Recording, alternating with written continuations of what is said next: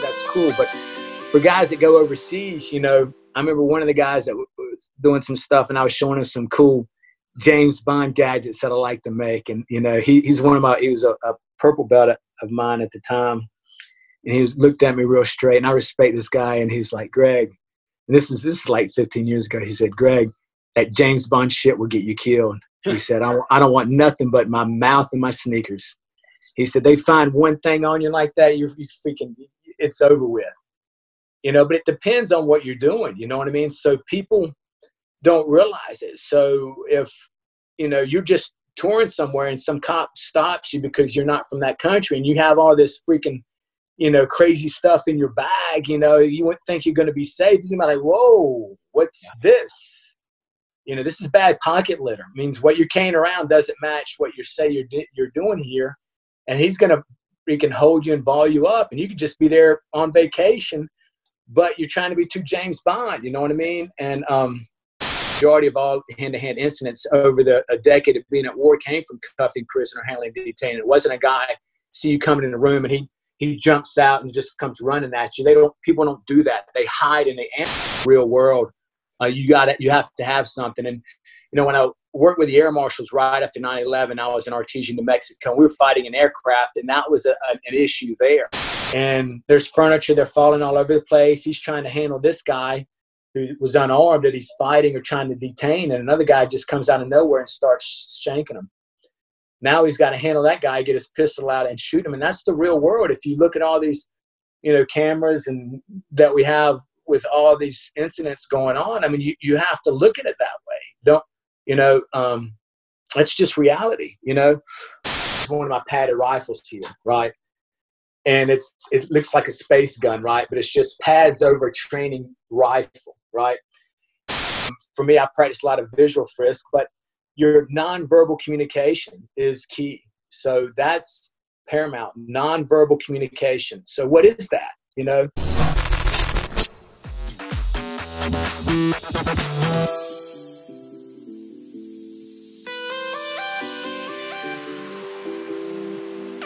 All right, guys, welcome back to another Gutter Fighting Secrets Tactics podcast. Today, we are joined by Greg Thompson, the inventor of S.O.C.P, or the Special Operations Combatives Program. I am freaking thrilled to have Greg on today. This is kind of one of those once-in-a-lifetime opportunities to sit down with a guy who literally invented the Special Operations Combatives Program. Before we jump right into this, I want to say, Greg, welcome to the program, man, and thank you so much for coming on. Well, hey, thanks for having me. You know, I enjoy these opportunities to talk with guys that are passionate about, you know, real combatives and spreading the gospel. So, Greg, before we jump into the questions here, I want to kind of reference your websites. There's TX Combatives, which you've got a lot of products, I think, available here.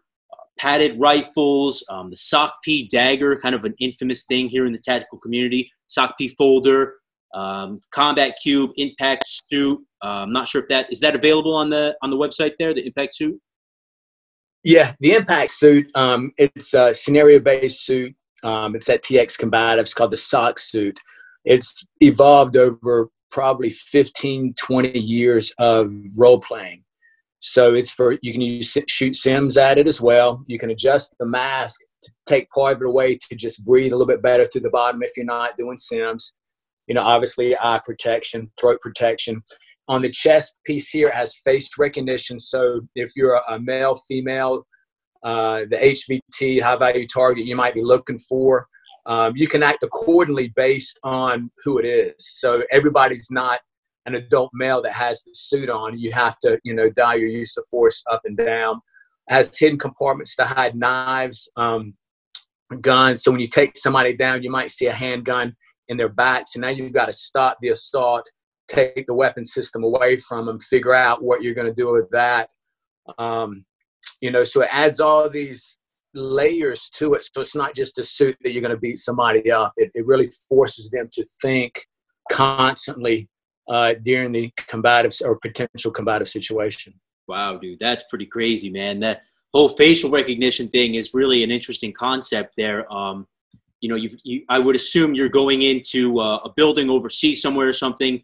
You need to be able to dial down the force between, you know, some lady and then, like you said, your high value target, and then, you know, some civilian maybe that's not involved at all. And to be able to even put someone's face on there and say, this is the guy we're going for, that's really cool. Yeah, you pretty much have to do that. Some of the scenarios in the past we would that were done, you know, they may put just a red dot, like, all right, find the guy with the red dot, you know. So now you're doing stuff, but it's just not quite the same as having a face you've got to identify, you know, on a target, or your use of force, you know, based on the potential threat that they are. Obviously, it could be an old man, an old lady. They could still be a threat, you know, with some form of, you know, of tool. But when you're handling them, you can handle them a little bit different sometimes. I would assume that before guys go into a mission, that it's really important that they kind of rehearse that time and time before the mission. You know, we've heard all about the declassified Osama bin Laden operation, where those guys were like doing it in a mock-up at the house, like time and time again before they actually went out. Is that pretty typically how it's done with these things? Yeah, pretty much most all units, if they're given the opportunity, they train for it with as much intel as they have, you know, and you know, and constantly are making adjustments based on that. You have to, you know. I would assume also that where the SOC-P, the combat cube comes in, and you were telling me offline last time we talked that this thing is pretty cool. If you go into a house or something, chances are if you're fighting or scrapping with somebody, you may, you know, run into a small table and trip over it. You may, you know, get pushed back into a couch, something like that. So these combat cubes, which I'll show one right here actually, and they're very cool. They're like a square, soft piece of just like a stepping box almost. And, you know, you can practice pushing people over them, getting pushed over them. What are you going to do next? Am I correct?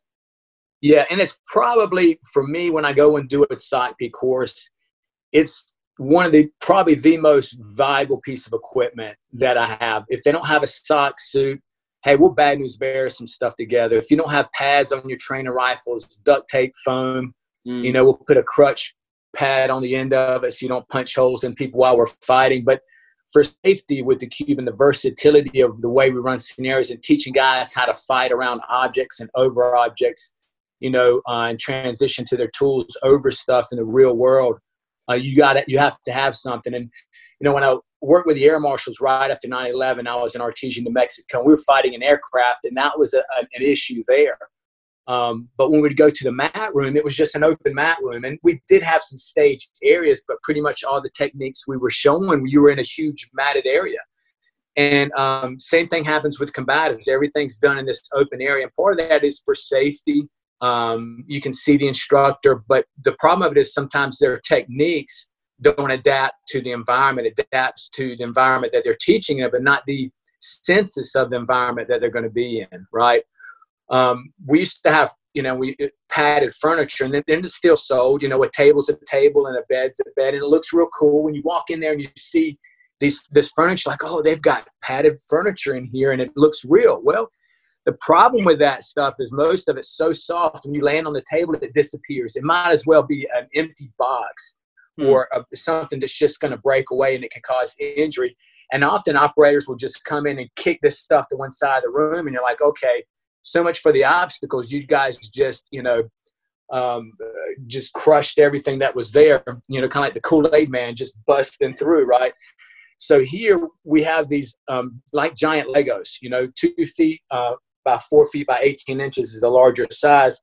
And we'll set those as obstacles. I don't need furniture for the sake of furniture. I need obstacles. And I can create a shape of a couch. I can create a coffee table. I can create a bar. I can create a car against the wall, and it's somewhat of a shape to fight over your back and bend over it, or you get clipped over something.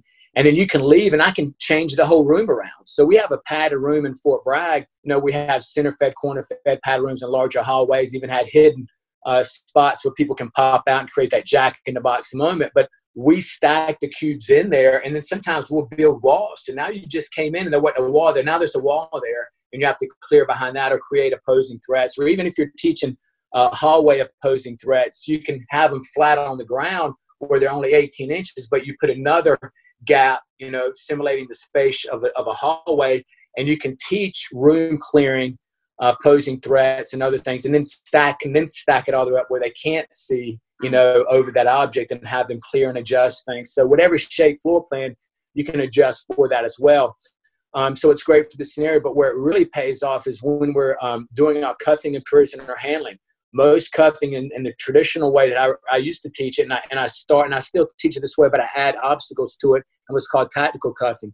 Even though they're compliant, you know, majority of all hand-to-hand incidents over a decade of being at war came from cuffing, prisoner handling, detaining. It wasn't a guy see you coming in the room and he jumps out and just comes running at you. People don't do that. They hide and they ambush you, or you caught them by surprise. They see an opportunity that you're not handling them right. There's not enough security on you, and then they go for something. You know, they either transition to a tool that they had or go for yours. So having a way to handle people inside of an unsecure environment. So now you got to cuff and handle a guy, but the room's not completely clear either.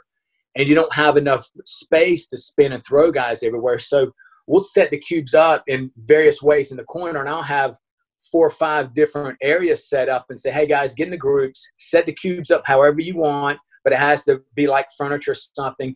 Now have another guy sit, lay, stand around these objects, and you can't move the objects now. You're going to have to cuff them over them, or if he's laying in between it, you're going to have to pick him up and move him and then cuff him over something. And what happens is that's not taught in the regular sense of cuffing. It's usually caught prone, standing, and ground against the wall. Now you've got these objects. Well, I showed you how to get somebody off the ground, but did I show you how to do it in between the coffee table and the couch? You know, and these weird spots, and they have to figure it out on target. And usually, you know, there's a senior guy there that ends up, you know, telling the younger guy, hey, do this or do that. But a lot of times they're processing so much information because the room is not.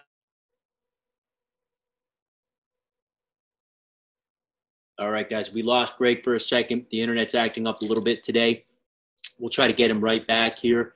I know he was just talking about different ways that they are training guys to get prisoners handled properly, which I would assume is a very important part of the business here. Like Greg was saying, you know, cuffing prisoners has led to more hand-to-hand combat situations than not overseas. For training, we obviously use them. Can you hear me okay? Yeah, you're good. Yeah, something blink.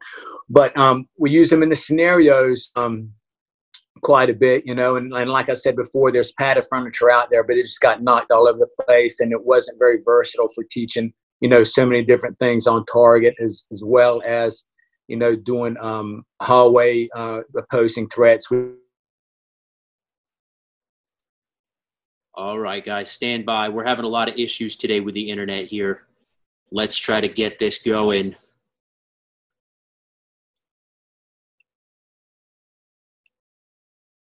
Can you hear me? Yeah. Okay, we're good. Yeah. Is it going now? Yeah, that's me over here. I'm not sure what's going on with my internet today. How are you? You good? Yeah, I'm good. Yeah, cool. Yeah, that's my fault completely. My bad, dude. So no worries. Okay, cool.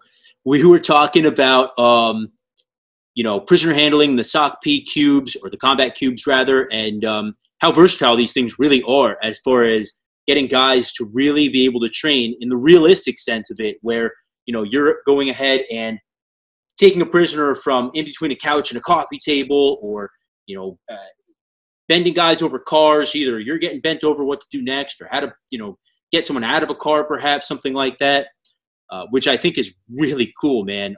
This is training that guys. We've even had guys, some of the Air Force and pilots and stuff. Can you hear me? Yeah. Your video just cut out, but you're loud and clear on my end. Yeah, somebody's trying to freaking. Yeah. And let me see if I can get this. It's but anyway, I'll keep going. I'm afraid to hit something because it might mess up. But okay. We even had pilots use them for to create areas for the for the choppers and stuff like that to handle people, and then create small crawl spaces. So you may come in a room, and then we'll create a crawl space, and you got to pull somebody out of it. So we'll create this giant, anything that we can think of, we can use these blocks to create.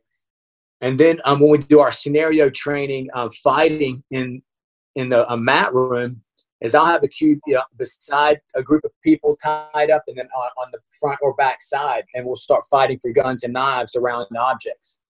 So instead of being out in the open where you can run all over the place, you really realize really quick winning leverage in the clinch when you're fighting is crucial to retain or transition to your tools or break contact. Even if you're not fighting for a handgun, if you get tied up and somebody spins or redirects you over a coffee table or a couch or whatever, you're now lost leverage. You don't need the perfect double leg. You need to know the environment when you get that clinch and use the environment to your advantage. So for over 20 years, we've been fighting that way and creating a protocol for what to do when you get knocked over stuff, how to get to your tools. And it's tough if you got 40, 50, 60 pounds of kit on and you get knocked over an object. Although you might be twice the athlete and fighter that guy is, it's going to take you a while to get up, And even if you could get up in 10, 15 seconds, in 5 seconds, his buddy might be coming around the corner with an AK. So, what you do and how you tie people up, it's not about you. It's about the environment and their support element and utilizing yours as well. And if you get knocked over, can your buddy, help you? You may have 5 people in the room with you, but they're having to pull security and have other jobs. So you're going to have to fend for yourself for a second. So learning how to fight around these objects that are safe, they're stiff enough that you won't get injured, but you'll understand what it's like when you lose that balance over that object. And then it changes the whole thing. Think about the UFC from where it was years ago. There wasn't as much fighting off the cage. Now everything's off the cage. We used to take people and shove them against the cage to keep them from getting up. Now they're crawling to the cage to get up and peel people off their back. That's the evolution of objects. We work the wall and objects the same way, but now we have something that might be a couch height that you're having to fight over. That takes it to a whole nother level now,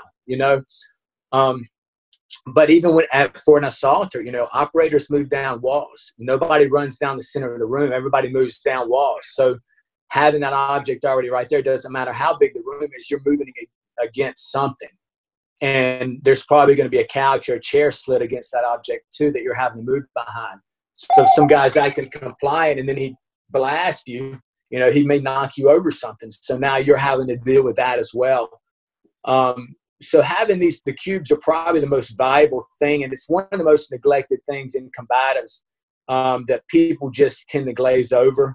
All my instructors, and now the big Army, I've worked with the big Army combative program for over since 2000, and they integrated a lot of the cubes and some of the techniques we have in S.O.C.P. Their POI and their needs are a little bit different because they're training a massive group of people with a wide variety of skill sets to make them well-rounded fighters. So their POI is a great POI based on what they have to do. For us, we're burning it from task specific to empty hand, so it's two different goals in mind, but it's still combatives, so I try to feed as much stuff as I can to the Air Force combative program, the Army combative program, and some of these other programs that are feeders to my program, so they have a better understanding of things when I get to them.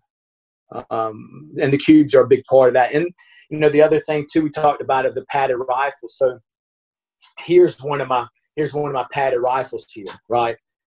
And it looks like a space gun, right? But it's just pads over a training rifle, right? And the reason for that is, and it's got the sling on it. How long have people been doing real world combatives, right? Everybody says they do real world combatives, right? Right. But tell me this, when is a soldier going to set his rifle down? Right. Almost never. It's going to be, if he's in a position to do something, he must feel really, really safe. So now you have to fight with this sling strapped around you with your long gun. right? Does it suck? Yes, it sucks, but you don't want to realize your techniques messing up on you, you know, when you're fighting for your life and your weapon system's causing the problems. You know what I mean? You have to work through it. So a lot of the techniques that we've evolved into enable you to manipulate your sling and work with the long gun attached to you. So there's no, you know, but most of it's just good fundamental stuff, and there is direct transfer to empty hand and being slick. You know what I mean? Yeah. As well, but we have to stick with that as a baseline for handling stuff and learn how to maneuver and work through it when you get, you know, hemmed up in certain spots. You know, that led to a lot of the evolutions with the dagger. You know, the S.O.C.P dagger here, when I designed it, this has a leather plate. It's kind of the evolution for comfort. But here, this is without the plate. It slides behind your molly system, designed to fit in the center of your chest. It's designed to be almost concealed. You can hide it, but however you get hit or knocked over something, even if your working hand, right, your transition hand is tied up, or you're having to pin your weapon system down, your hand can scoop the dagger out and touch the Thompsons and stir the pot. So you work that inside-outside collar tie up, push them off, and still with this in your hand, you can make a transition to a handgun. So here, if I'm left-handed, I can still transition and shoot with it in my hand, or have that support hand, right, or maneuver something else. So there's no disconnect from the knife that this is used to create space, used the steel to get to the lead, right? Although there's a lot of techniques that we use with this, you know, it's got a 2 3/4 inch blade, but we, you know, if we want to do more tacking with it, we would not stop right here. I would plunge the whole skeletonized handle in. So now I'm going 6.5 inches deep, right, into the subclavian where there's no tissue, corkscrew it, pull it back out. Now you've opened up that wound cavity. But everything is based on creating that space. If somebody mounts me or side mount me, I'm shrimping now like this, stirring it. I'm not going to stab in a leverage disadvantage position like this, because I'll stab him one time. He may be bleeding. He pins this. He takes it away from me. He stabs me with it. He bleeds out and dies, and now I'm bleeding to death, right? So you use this to create space to get to a leveraged position to get to your handgun or another weapon, because his buddy's coming too, right? And his buddy's going to get you. So we integrate that. But a lot of the systems that we do with this, we integrate into our improvised stuff. So if I have a piece of metal that I'm sharpening on concrete, or, you know, a number 2 pencil that I have a good edge on, and I wrap clear masking tape around it to give it some stability, you know what I mean? A lot of the same movements I can do with it, you know what I mean? When you're stabbing and pushing and attacking, you know, the soft tissue underneath the neck. But even with that, we may not always hold this like this. We may, when I designed it, there's a thumb pad there, which we call it a thumb pad, but it's also a palm press pad. So I can hold it like this with these grips here. Now I can do a straight stab with it. So it's non-telegraphic, so it's not an arcing motion relying on a guard to stop it from sliding down. It's stopping it right here from sliding down. So it's almost like a punch dagger, right? But, you know, at the end of the day, if you're going to end up fighting with a knife, you know, you want a bigger knife. I mean, particularly, I want a sword. You know, give me a big samurai sword. I'm freaking all day, because everybody's like, oh, that's really small. It's like, well, when you got to carry stuff all day and you're fighting to create space, sometimes the larger knives, and if you're not careful, are going to get in your way. I like the dagger when I designed this, right? As opposed to some of the other things. The reason why, you know, in World War I and II, and the you know, Fairbairn and Sykes, and then they had a dagger. Why was that? Because they were fighting close quarters like that, and you've got to get through cloth. You're not slicing through heavy jackets and stuff's not going to be there. They're going to plunge it in, hit something vital, right? Stir the pot a little bit, turn it over, and bring it back out and hit another spot. And if a guy has thick clothing on and your slices, it can take too long. Not to say they're not useful, but for this design is designed to create space to get back to your long gun or your handgun, you know. But you can still be, you know, you can run this to the top of somebody's skull if you need to, and create space, or fight from your back to get to your feet and lunge it in, and then now you're getting up in base, you know. So you can utilize it that way as well. The evolution of that was this, past year for some of my guys that are doing a lot of low vis stuff is the S.O.C.P folder here, right? Although I'm a big fan of the fixed blade, but now think about it. If you got to carry it all the time and keep it really hid on a quick pat down, you want something that's this thin. It's it's less than a ½ inch thick, right? It's 4.5 inches of D2 steel, right? Access lock, carbide tip for breaking glass. It's important it's a carbide tip or something that really breaks glass, because some things they say will. But with this, it's small enough that I can use it as a fist load, and I can hammer fist with it. And if it's held the way I want it to be held, then you could go lethal if you wanted to inside of that, so you have a less than lethal options. The shorter clip here, I prefer it at the hinge point, although you can put it in all these different spots, right or left side. The shorter clip will slide behind your belt. So even if you have your shirt tucked in, you can blouse it over a little bit of the edge and conceal the knife. The other thing is with the folders and fighting to get to a knife under stress is important. You need to be able to grab a knife with either hand. So if you have a knife and this is your primary, and you want to know it for self-defense, this hand, whatever hand you're drawing with, can get tied up or get injured. You might be in a clinch holding a guy fighting for your life, and I need to get my knife out. His buddy's beating me in the back of the head with something, right? So you got to be able to reach over and make a draw. Now, if the clip is at the hinge point, what makes that nice here is if it's slid in my pants, say this was slid in my pants, I can reach with this side, slide it out, roll it in my hand, and still have access to fold. If it's in my pants this way, I can reach over here, pull it out, and still have access without it fumbling. If the hinge point was down, now you're having to do this and rotate it to get it out. Working with the air marshals, we used to work with a lot of the Spider Co knives. That was what they were running with, and even with the units that we'd grapple, and I'd give a guy a folder, a trainer, and say, all right, start fighting. Go for your knife when you can. You can't go for his knife. He's going to hide it on him, but you can't go for it until he goes to deploy it. And you would have guys that have been opening up knives, since they were 10, 11 years old, and they would go skipping across the mat during the fight. And then you realize in watching them, wherever the clip was and how they were trying to get to it, they were not used to drawing it that way and getting into the fight with either hand. So that was a problem. And then one of the air marshals asked me, hey, Greg, where should the clip go? Because even those ones that they were using at the time would attach in all these different points. And I did what I normally say. If I don't really know the answer, I said, let me give it some thought and I'll get back to you and I'll research it. Well, there wasn't any research on how to put the clip in that situation.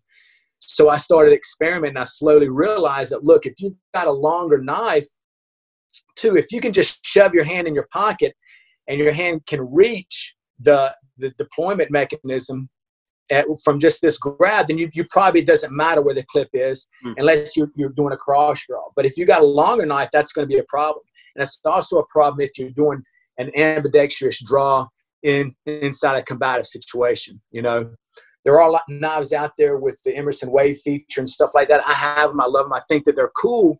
But if you have to pull it out with your support hand and it has to feed out that way, it can be a problem. It doesn't mean that it's bad. It just means that that's one of your primary weapon systems, and it's going to take a little more training to get it out, and guys can work past that, But with this, I could have made it anything I want. I could have had a switchblade. I could have done 1,000 things, but I didn't want a switchblade. If you're doing a preemptive, if I sneak it out of my pocket and I have it underneath my arm here, I don't want to be like, hey man, I don't want any trouble. And then all of a sudden you hear this, click, like, well, hey, that's a switchblade either behind my back. I want to be able to slowly open this thing up and not even have a sound if it's under a table behind my back and it's open. You know what I mean? Or I leave it part of the way and I open up the rest of the way on them. You know what I mean? And let it click. But if it's a switchblade, you're going to have this pop, and you're having to reach and find that button. So it's not that I dislike switchblades. I think they're cool. I mean, like some of it, they shoot out the front. I mean, I just play with them all day long. I think I'm just gaining testosterone by just flipping that thing in and out, you know, it just feels cool. Yeah. But a lot of them have such a thin blade too that come out the top. When you stick somebody with it and twist it, there's a chance it's going to snap, you know. But, you know, it's up to the individual. For me, you know, I just pass on advice. It's up to them if they want to take it. You know, it doesn't hurt my feelings one bit. If they don't, you know, agree or want to do it, hey, they're operators. They're soldiers. It's on them. Do what you want to do. It's my job to let you know from my perspective what I've seen, and then try to advise from there, you know. Other things that we've evolved into is a rescue tool. So the same kind of locking system here, but it's a seatbelt cutter, tank wrench, and a carbide tip. The thumb piece at the top is different, so you can feel it. But if you're making an assault on a vehicle, you have to break the glass clear and get a weapon system back up. You don't have time to break the glass and try to put this back up. If you break the glass, reach in, open up the door, cut off the keys, pull them out, cut the seatbelt, pull them, it's going to be quicker. You know what I mean? And it can be used for less than lethal options. You know, when I work with the law enforcement, a lot of my law enforcement courses, I'll give them this, and we'll use some of the same template that we'll use with the dagger. You know what I mean? But we're using a seatbelt cutter, you know, to get by some of the edge weapon training, because some of them are not allowed to have formal edge weapon training, you know, in their curriculum. So they can switch it on their own and carry what they want. But at least when they go to use a knife, you know, on the side of the road at 3 o'clock in the morning when nobody's coming to help them and 5 dudes roll out of a van and they're fighting for their life, you're going to need an edge weapon with your support hand to get somebody off of you, to get that firearm in play, you know. And it's got to be instinctive, because if you knew it was coming, you'd be somewhere else. Right. So when it hits you, you've got to be able to train getting it out. We've got here, you know, and then we've got a real sexy trainer, or a trainer for the dagger, and then I've got another trainer here. This is the trainer here for the folder. So we'll work with that. So then guys get used to, you know, you working and striking with it and creating space based on, you know, what their needs are, you know, for the tools. That's really cool, man. I've always kind of wondered about that myself, you know, because all the edge weapon training I've ever done is always with those, you know, fixed blade rubber knives, right? And I just haven't gone through anything where I'm having to pull it out of my pocket under stress and click it open and then fight from there. And to hear you talk about that is really kind of enlightening, just for the fact that, yeah, like it really is a thing. Stress under pressure, and then trying to get that damn thing out of your pocket or wherever it's hidden. You have to have techniques to train that stuff. And it's better, you know, a larger fixed blade is going to be better than a folder in those situations. But this is the catch thing. By the time you have this folder here is a 4.5-inch blade. It's over 10 inches long, right? If you've got a blade that's 4.5 inches long, you're going to at least have a 5-inch handle. So you're looking at close to 10 inches you're trying to hide. You know, and you get all these guys and they carry, some people may carry a larger knife like that, and it works great, but there's some environments that people are in that it's just not going to be feasible. So, you know, it's kind of like, you know, what do? Do you carry a Glock 43 or Glock 19? Oh, I carry Glock 19. I want to have all. Okay, well, it's you're wearing shorts. You know, you're in an area where you're not going to be able to hide this thing, and you know, that's better. The 43 is better than nothing. You know what I mean? Based on what you have, and so it's situational. You know, I've got a larger fixed blade coming out with Bitchmade in the next year that's going to, you know, really be a game changer for a lot of the Army and things like that. So it's kind of in the finishing stages now. I'd show it to you, but it's going to blow some minds. It's going to fill some real gaps in what they need, you know.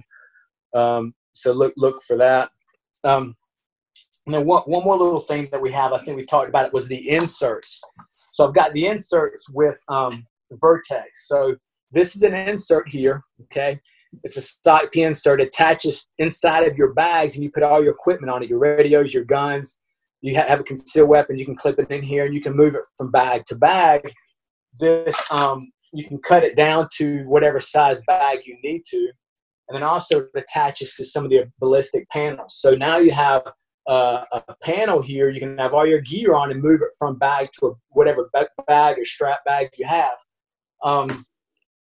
to deal with this. So it really makes it nice for you to keep everything organized, and even for law enforcement officers might be wanting some of their stuff and move it to the gym bag or under the seat of their vehicle or different spots. And even medical equipment, you may have a bunch of variety of stuff, and some of the Air Force have taken these and put all of the and color coded different sections and shrink wrapped it, so they can pull out one of these panels and hand it to somebody like, hey, give me the orange and the green section or the red section, and take it out based on what they need. And it just makes it it's organizers, for your equipment that way. So look for that. So it'll be coming out. It's out now, but we've got some other variations with them. Some R&D stuff here. Some little fanny pack, little straps here. This will be straps to fit across to here. But this will have hidden dagger compartments on the side of it. Cool.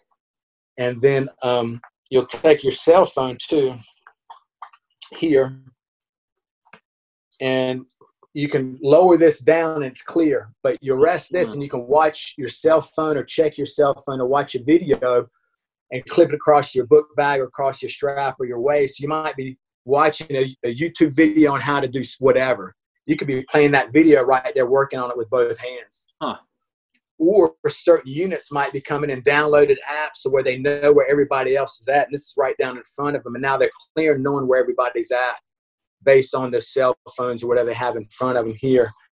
But this little patch here, it'll zip up tight here. But there's all kind of little compartments in here. There's even, I designed this little baggie to go in here. You roll up your quarters in here really tight and lock it down, so you can rip it off with these clips and just club somebody with it, right? Damn, dude, that's awesome. But it's new stuff that's coming out with Vertex. They're really behind me on a lot of the stuff that I have. And there's some belts and some other stuff that's coming out. They're allowing me to put out what I want, and we didn't talk about my background. That's what I went to graduate school. I've got my master's degree in industrial design, which is product development. So I run a lot of the design development of whatever we do combatively, has to go through that design process to meet the needs of the end user. You have to define, who are you training? Are you training grandma who's 90 years old to come out of the grocery store by herself in a walker? Or do you have these pipe-hitting studs that are kicking in doors? You know what I mean? And you've got, how long do you have to train them? 4 days, 3 days, 2 days, 6 months. All that will change your POI to where I've developed dozens of really good POIs, but they all vary based on the needs of the end user, and so many people go into combatives with this thought process of what they think combatives needs to be. And when people start talking about it, my first question is, well, who's the end user? What's their experience, and how long do you have to train them, and what's their use of force continuum? What's, where are they going to be at? Are they going to be in the U.S.? What state are they in? Laws are different. If you're in Florida, or you're in New York, are you carrying concealed? How they're going to view the situation is going to be different. Your use of force is different. State to state, county to county, country to country. So all those things have to be taken into account as well with some of these POIs. But when you mentioned about use of force and guys going overseas doing secret squirrels type stuff, maybe they don't want to use lethal force either, right? Because they don't want to compromise themselves or anything. No, yeah, and any of us, even as a civilian, you have to be real careful going overseas, and you tune somebody up too bad, you can find yourself in prison really quick in some third world country, and you can say you're American, and that may hurt you. Now you're in worse situations. So understand your use of force, understand the environment. Wherever you go, know what the laws are. Some of these laws vary to where they run around with machetes in their hand, but if you carry a handgun or carry other stuff, you can really get yourself in trouble. So know the areas that you're going to be in, where the dangerous areas of town, where should you be hanging out, and you have your, situational awareness is obviously real important. For me, I practice a lot of visual frisk, but your nonverbal communication is key. So that's paramount, nonverbal communication. So what is that? Situational awareness, it kind of fits in that, but nonverbal communication is wherever you're at is understand the environment, body language of people, situational awareness of what's going on, what's happening. Nonverbal communication can be, anything from somebody giving you the stink eye to nobody's even acknowledging that you're around, why they ignore me, to nonverbal communication for some of the soldiers. They would even ride into town, and all of a sudden they were at this town yesterday and all the kids were out playing. Now they pull in there, they see no kids anywhere, and there's just adult males on the street. Like, okay, well, nonverbal communication just is telling me that something's up, and you can call it spidey sense or whatever, but a lot of it is people pick up on little language or even a gesture of somebody's eye contact staring at you funny who's never even acknowledged your presence. And now two people even never even acknowledge you walking by when you were by their desk or whatever. Now they're just looking up at you. So now you're like, okay, I just picked up on some, nonverbal communication that's giving me something's up. You know what I mean? And I may need to be a little bit more aware of what's going on around me and get my head out of my cell phone and pay attention, to this stuff. But there's a whole lecture that we end up linking that through to combatives, and helping you make a good judgment decision. There's the before, there's the during, and then there's the after. Most of the time in combatives, we're focused on the during, the altercation, but there was something that led up to that. And then there's the aftermath. You have to try to prep one before the other. So even before there's an altercation, if you're understanding the laws, understanding he's got a buddy over there, understanding the exits over there, people are watching the situation. So now I'm making sure everybody's watching that sees me try to back down. My hands are exposed in a non-threatening way here, you know what I mean?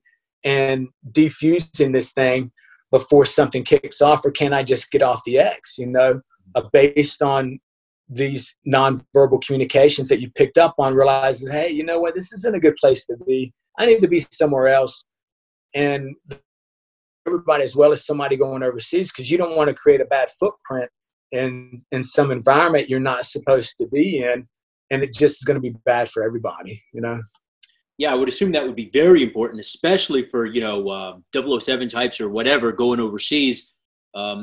You don't want to get caught over there, right? Like, you don't want anyone to know you were there in the first place. So if you can avoid the situation before it ever happens, doubly better.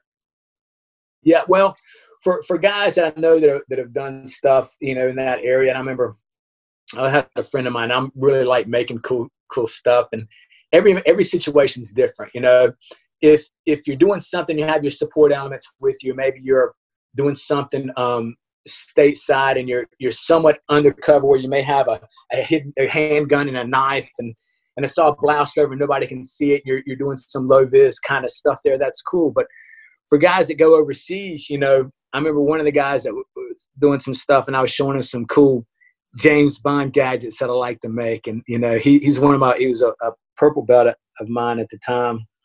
And he looked at me real straight, and I respect this guy. And he's like, Greg, and this is like 15 years ago. He said, Greg, that James Bond shit will get you killed. He said, I don't want nothing but my mouth and my sneakers. He said, they find one thing on you like that, you freaking, it's over with. But it depends on what you're doing. You know what I mean? So people don't realize it. So if, you're just touring somewhere and some cop stops you because you're not from that country, and you have all this freaking, crazy stuff in your bag, you wouldn't think you're going to be safe. You're like, whoa, what's this? This is bad pocket litter. It means what you're carrying around doesn't match what you say you're doing here.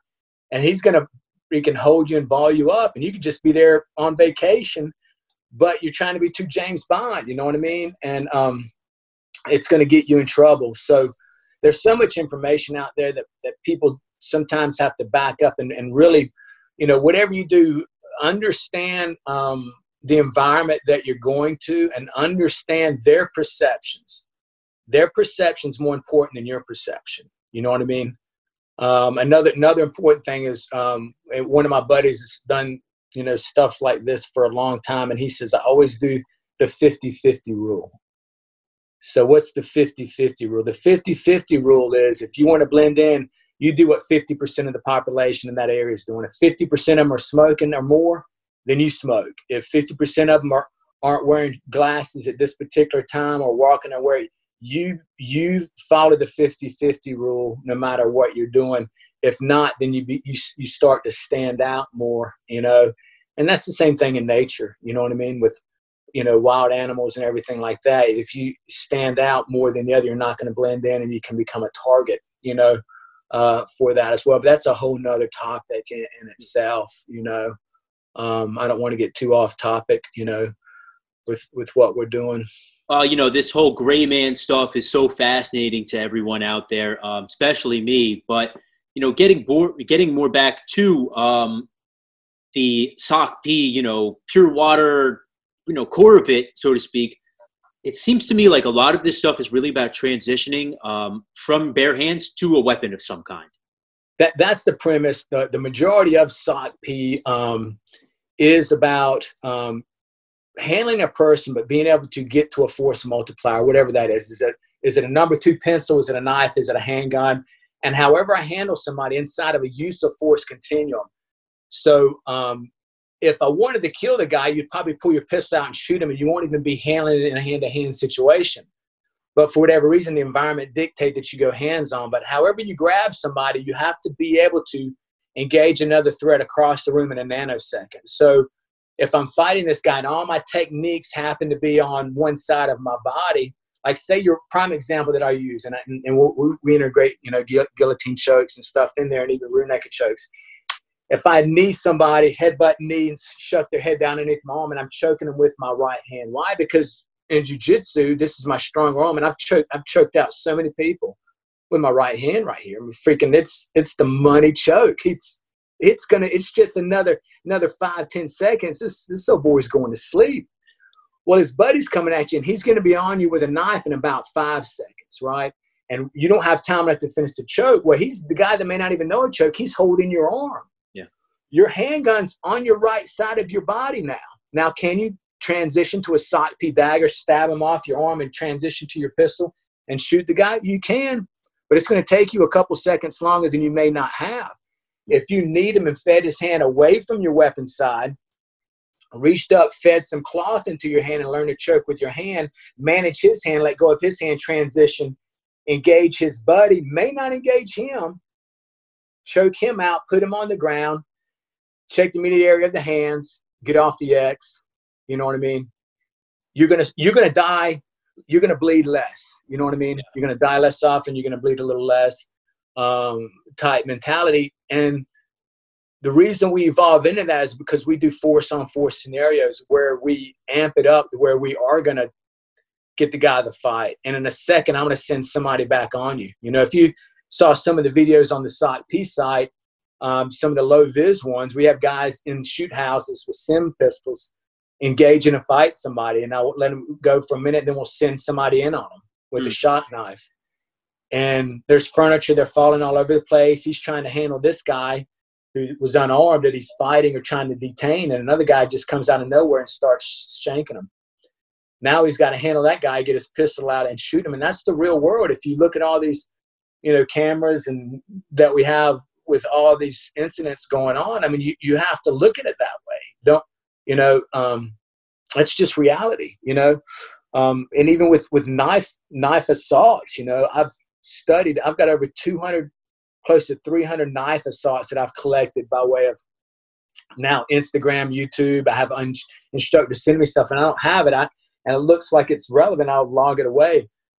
But 80% of your knife assaults, if not more, you know, are mugging. People never even know they're in a knife assault till the steel hits them. They have to survive at that close range and get the least amount of holes in them, because you don't know what stab's going to kill you, the first one or the 50th one, you know. And the amount of holes you can take before you bleed out it's a lot, you know. depending on where they hit you. So you have to train for these kind of ambushes, getting to your tools. So I want guys to be well-rounded. I like guys to do sustainment training in jiu-jitsu and MMA. But when we do our scenarios, we're reverse engineering it from what they're going to run into with their tools. We go straight to that and we burn it backwards, to empty hand. In the perfect world, though, people want to argue like, oh, well, you should make these guys do all these techniques first. If I had the time, I would. But if I got a 40-hour course and on Friday we're doing scenarios all day, I'm training him to win that scenario. And that scenario is what he's going to see in the real world. So whatever I can do to get him there, but I will show them techniques.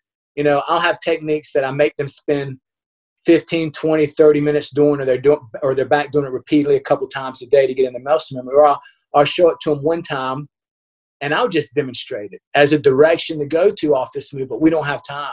Or we're only going to touch on this, so you may be able to practice it later, but you may know it now, but doesn't mean you can do it. No one's not enough. Right. You've got to win or lose certain positions hundreds of times before you're 50% ready for the real world.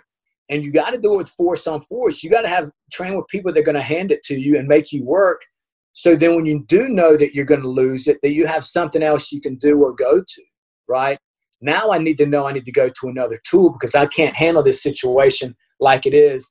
And I deem this to be a life or death situation. So now I've got to go to a force multiplier. But am I in a position to do it, or did I train getting to it inside of this fight that I ended up into because I was dealing with the use of force continuum, of how to handle somebody. And that was where the biggest gap, came for our baseline fighting. You know what I mean? Is that. Then, and we do all that around furniture, and we do that within whatever medium the end user is going to be in. Are they executive protection? Is a meeting gone bad? In a room, in a vehicle? What's the situation that they're going to be in, and gear it towards that.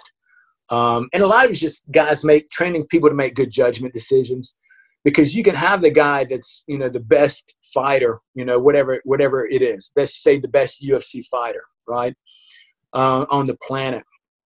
And he goes through S.O.C.P. He may do great, he goes through the technique, but what a lot of times you'll see is these guys may not be the ones that make the good judgment decisions on when to fight, when not to fight. And can they change gears? You know what I mean? But the attributes that they have are very valuable. They just have to be able to learn how to dial that stuff in to make judgment decisions. That's the most important thing. I've ran scenarios for, I did some scenarios several years back for Sear out in Washington State, and helping them revamp some escape and evade stuff. And I mean, one of the scenarios that I put together, a guy was handcuffed, and they would get their cuffs out, their key out, and they would escape. They had a hood over their head. And I was in the room, and I would narrate them as a ghost. And there was a guy, when they lift the hood up, there's a guy in front of him messing with the radio, and it was real loud. So he couldn't really see, but he was giving his back to him in this closed room. And then there was a door off to the side, and in the corner there was a training AK.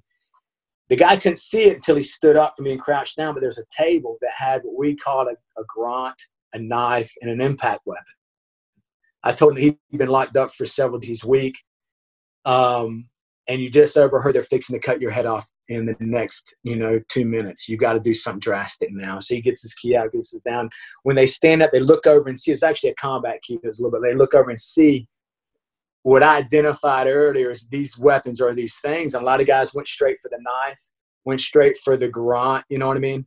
Or some of them just dove for the AK across the room. If they dove for the AK, now the guy's fighting for it, making a lot of noise, and then somebody's going to come in the room. The guy with a garand, it takes a lot longer to finish somebody with a road garand if you're not really ready for that fight. You know what I mean? The knife, people make a lot of noise when you stab them with a knife, even in the throat, unless you're really going to stay on them. And it's messy, right? The answer was that impact weapon. You can take a 100-pound female, come behind you with a 16-ounce hammer, and she could be malnutrition, and she would just crush your skull, So understanding, the impact weapon, and so impact weapon, and we ran through 20 guys today. The two guys that probably would have survived the scenario, I'm not going to get into much detail, because there's some other things that happen to mitigate it, and then making judgment decisions on the stress because somebody may end up going through a similar scenario because they're still running that one today. The two guys one of the guys that I said you probably have a good chance of surviving and getting out was probably the second worst fighter in the class. And the other was about middle of the road.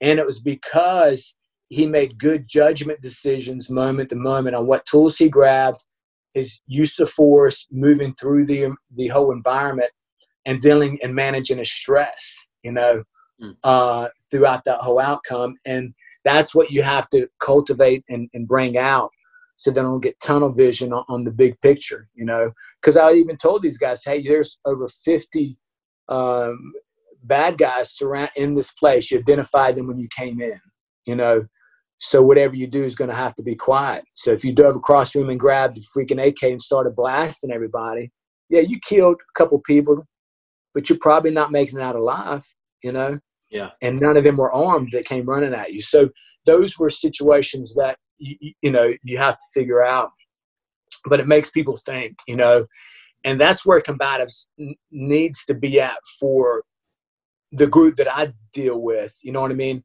Yeah. Joe Citizen, some people watch the combative stuff because they want to feel good if they go to a bar, somebody bumps their car and bumps them in the parking lot, like, hey, I can handle myself, Well, by the best advice I can give you is just learn to walk away a little bit sooner, handle yourself if they, but if you can, it's a hard thing to do.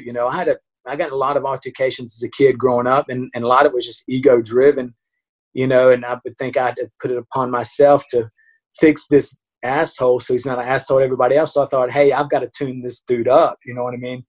But, you get carried to court a couple times for preemptive assaults on somebody, and paying doctor bills. You learn at a young age that's probably wasn't the best move to make, and I was a bouncer for a while, and I got to watch how a lot of things go down. And, just avoidance is key. You know what I mean? And it goes back to, the understanding the situation evolving around you, the nonverbal communications, like, hey, I see that guy give me the stink eye.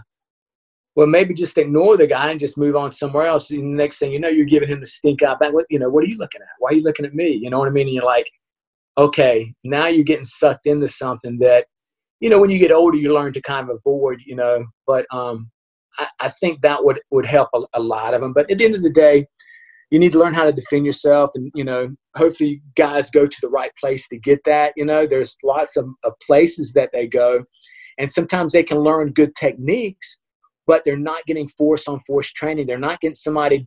If you want to be a good fighter, you just got to fight. And going somewhere and beating everybody up or doing your pattern of movements perfect every time is only a small percentage of it, because you got to lose that and get back on track more times than you get there to really be able to pull it off. And so there's some really good reality-based, techniques out there, and there's some systems out there that have people come in, but are they there for fear management, or are they there to really learn how to defend themselves? And, you want to find a place that's going to test you, but in a safe way. You don't want to go to some MMA gym and you just got a bunch of people that want to beat you up. There's some bad gyms out there that don't do it the right way. So you have to find the middle ground. And some of the MMA jiu-jitsu gyms don't really teach self-defense the way I like it. So there might be a cross blend where you go to this guy because you like their techniques, but you're going to go train at this gym because you need that force on force. And you know what, I'm going to try some of these techniques while I'm doing jiu-jitsu. I perfected a lot of the edge weapon stuff that we did because, working with the air marshals, they brought in a lot of really good edge weapon guys, offense, defense, and then I brought in a bunch to work with.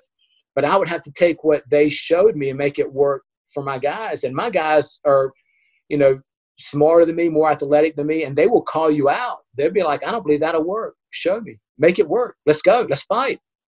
And you have to fight, or you're going to leave. You won't be around there if you can't handle your business when you get called out. So I would train for stuff like if I was grappling a guy, I would pretend he has a knife in his hand. He doesn't even know. I'm pretending he's got a knife in his hand. Now, if I can't submit a guy that doesn't know he has a knife in his hand, how can I do it when he does know he has a knife in his hand? You get what I'm saying? I do. That's what kills me with certain movements, and he's doing all this fan. And some of it's, I don't mind it because they're developing lines of angles and training and stuff. It almost gets to be like some of the jiu-jitsu with too much of the sportive aspect, you know. But I don't mind that they do that as long as they know what they're giving up when they do it. Like, okay, don't let that be 90% of your training and plan on doing an MMA fight, because that's going to hurt you. Or don't do nothing but flow drills and know that 80% of the time you're not going to see the knife, and it's going to be some aggressive person coming at you with different lines of angles, and that piston's not going to come at you the same way. It's a problem, you know. So they need to make their own adjustments, you know. For me, I don't hang my hat on anything. You know, I've shown several different techniques that I show based on the environment that my guys are in. I'm being mugged in interviews or meeting gone bad or something like that. And I could train them with this in a short period of time, and they bled a little less in the scenario. You know what I mean? And they have a chance of surviving that altercation and getting to a tool or dealing with the individual, or hold them in a way where somebody else can come in and then engage them, you know, with the technique. And that's what you have to do with all your stuff. You know, whatever it is that you're trying to do is find a way to pressure test it.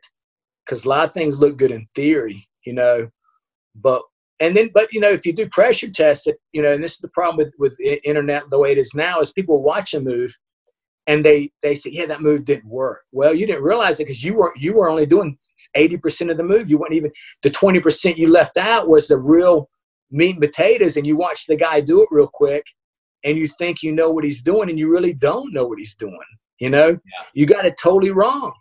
And, you know, that's the case for a lot of stuff. So they really you have to be careful. And even for me, you know, with the experience I have, I'm very careful when I evaluate stuff. And am I giving this technique a fair shake? If I think it's worthwhile, let me find out somebody who really knows it. And am I leaving something out? Because, I mean, even that with jiu-jitsu, you know, I've got my black belt from Hoist in 2004. He gave out his first 5 black belts to me and 4 other guys at my gym.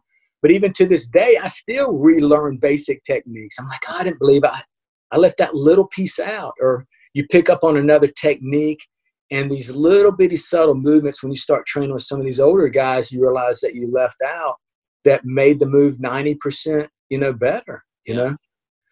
It's so fascinating to me to hear you talk about this stuff. And, you know, a lot of what you're saying reminds me of the old Fairburn system that they taught to, like, the World War II OG Special Forces. And you're saying, look, it's got to be simple.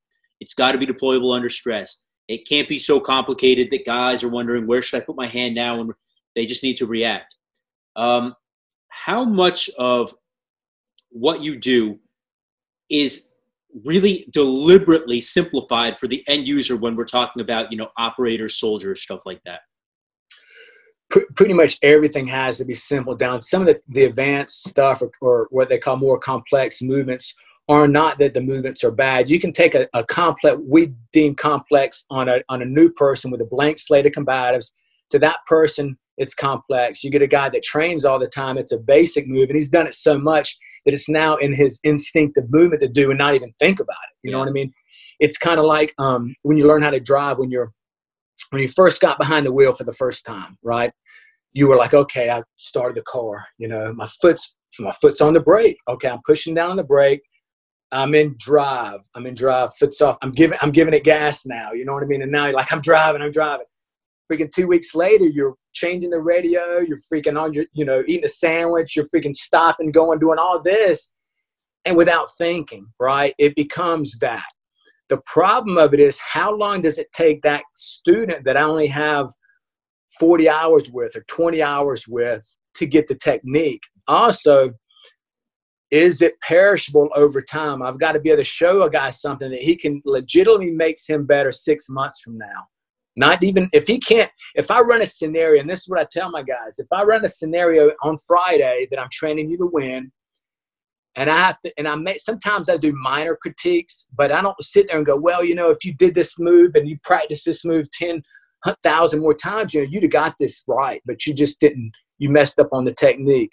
You can't do that, because I didn't train him 10,000. I didn't let him get 10,000 reps. You know what I'm saying?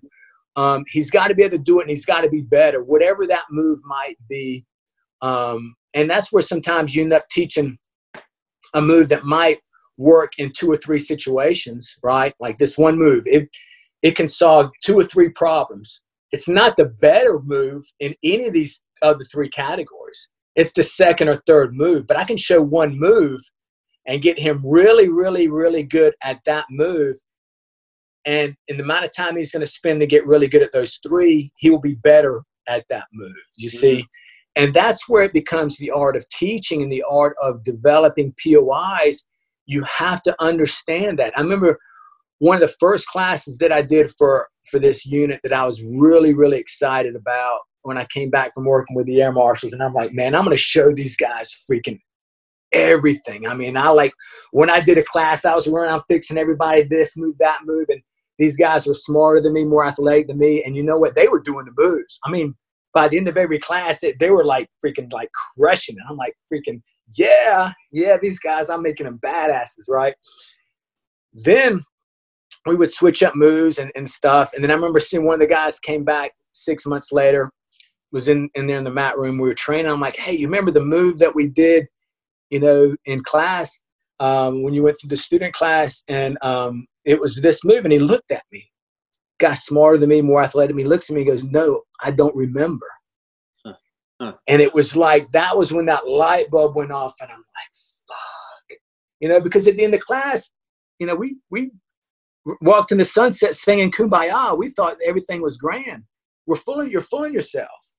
Don't fool yourself or your students in thinking that everything's digestible. If they're not going to get in there and do it on a regular basis. So you have to define that. You see that in so many things. So it wasn't wrong that I showed him the move. What I had to understand was it was an acclimation to a potential technique that he could do. So in a lot of ways, it was good. I showed him these variations so they knew there was a direction that they could go with more time. But then there's a time where you got to back up and say, you know what? I know that only 20% of these guys are going to seek combative training after this course that they go through. They're not, they're some of the baddest dudes you'll ever see, but they got other things that they want to do, and they're not going to be training day in and day out. And a lot of times people don't make, these guys train all the time unless your team leader or somebody says, no, you will come down there and you will do this or whatever. It can vary.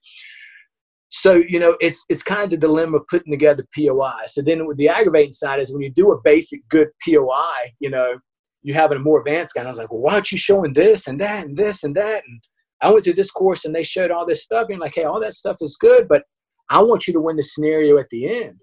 If you want to dive into that a little bit more, come back later. But I want you to get a bunch of reps on really good stuff. So 6 months from now, when things go down, you'll be able to handle yourself. But a lot of it, it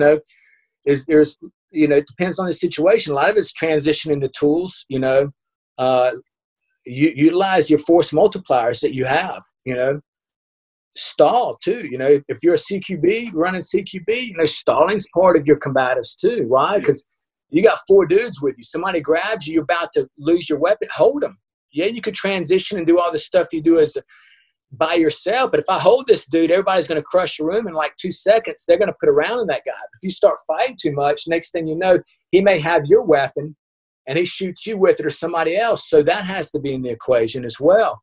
Is the stall, But people don't talk about that. It depends, Think about it like if you took guys and all they ever did was they play basketball. And I train one-on-one basketball. I'm really good at one-on-one basketball, right? Now you put me on a 5-man team. I'm going to be messing everybody up. Yeah.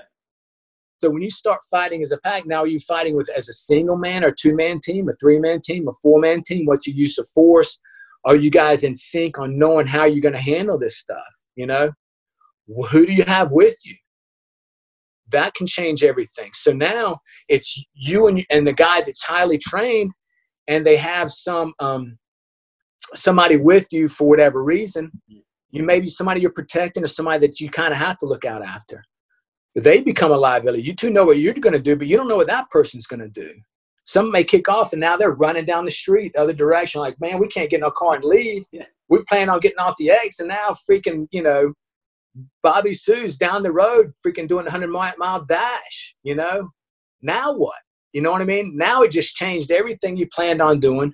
Or you got your family with you, something kicks off. One kid runs that way, the other one's that way, your rifle's hitting you on the back, and you're like, all right, I'm trying to handle this. And now you get caught in this OODA loop of freaking, I had a plan, but it changed based on the environment, you know what I mean? And have you ever dealt with that or thought about that, you know? And then that changes stuff. So training guys to think outside the box under stress and give them these jack-in-the-box moments inside their scenario where, okay, is this dude so stressed out on this one fight that he's not thinking about the other stuff around him? You know, it's kind of like treating – and one of the ATF agents that I work with used to use this term a lot. And it was, you know, treating the broken leg over the heart attack. You see a guy has a broken leg. You're treating the broken leg. Well, he has a heart attack. You're so stressed out, you don't want to do CPR on him until you fix the broken leg. It's like, no, you got to stop with the broken leg and start changing. The environment around you is changing. And you see that when with stress inoculation training, the guy has all the skill in the world to solve the problem, but it's all in his head, you know. When tunnel vision and everything else get in, he has to back up and see the big picture, you know. And that's where stress inoculation training is so important.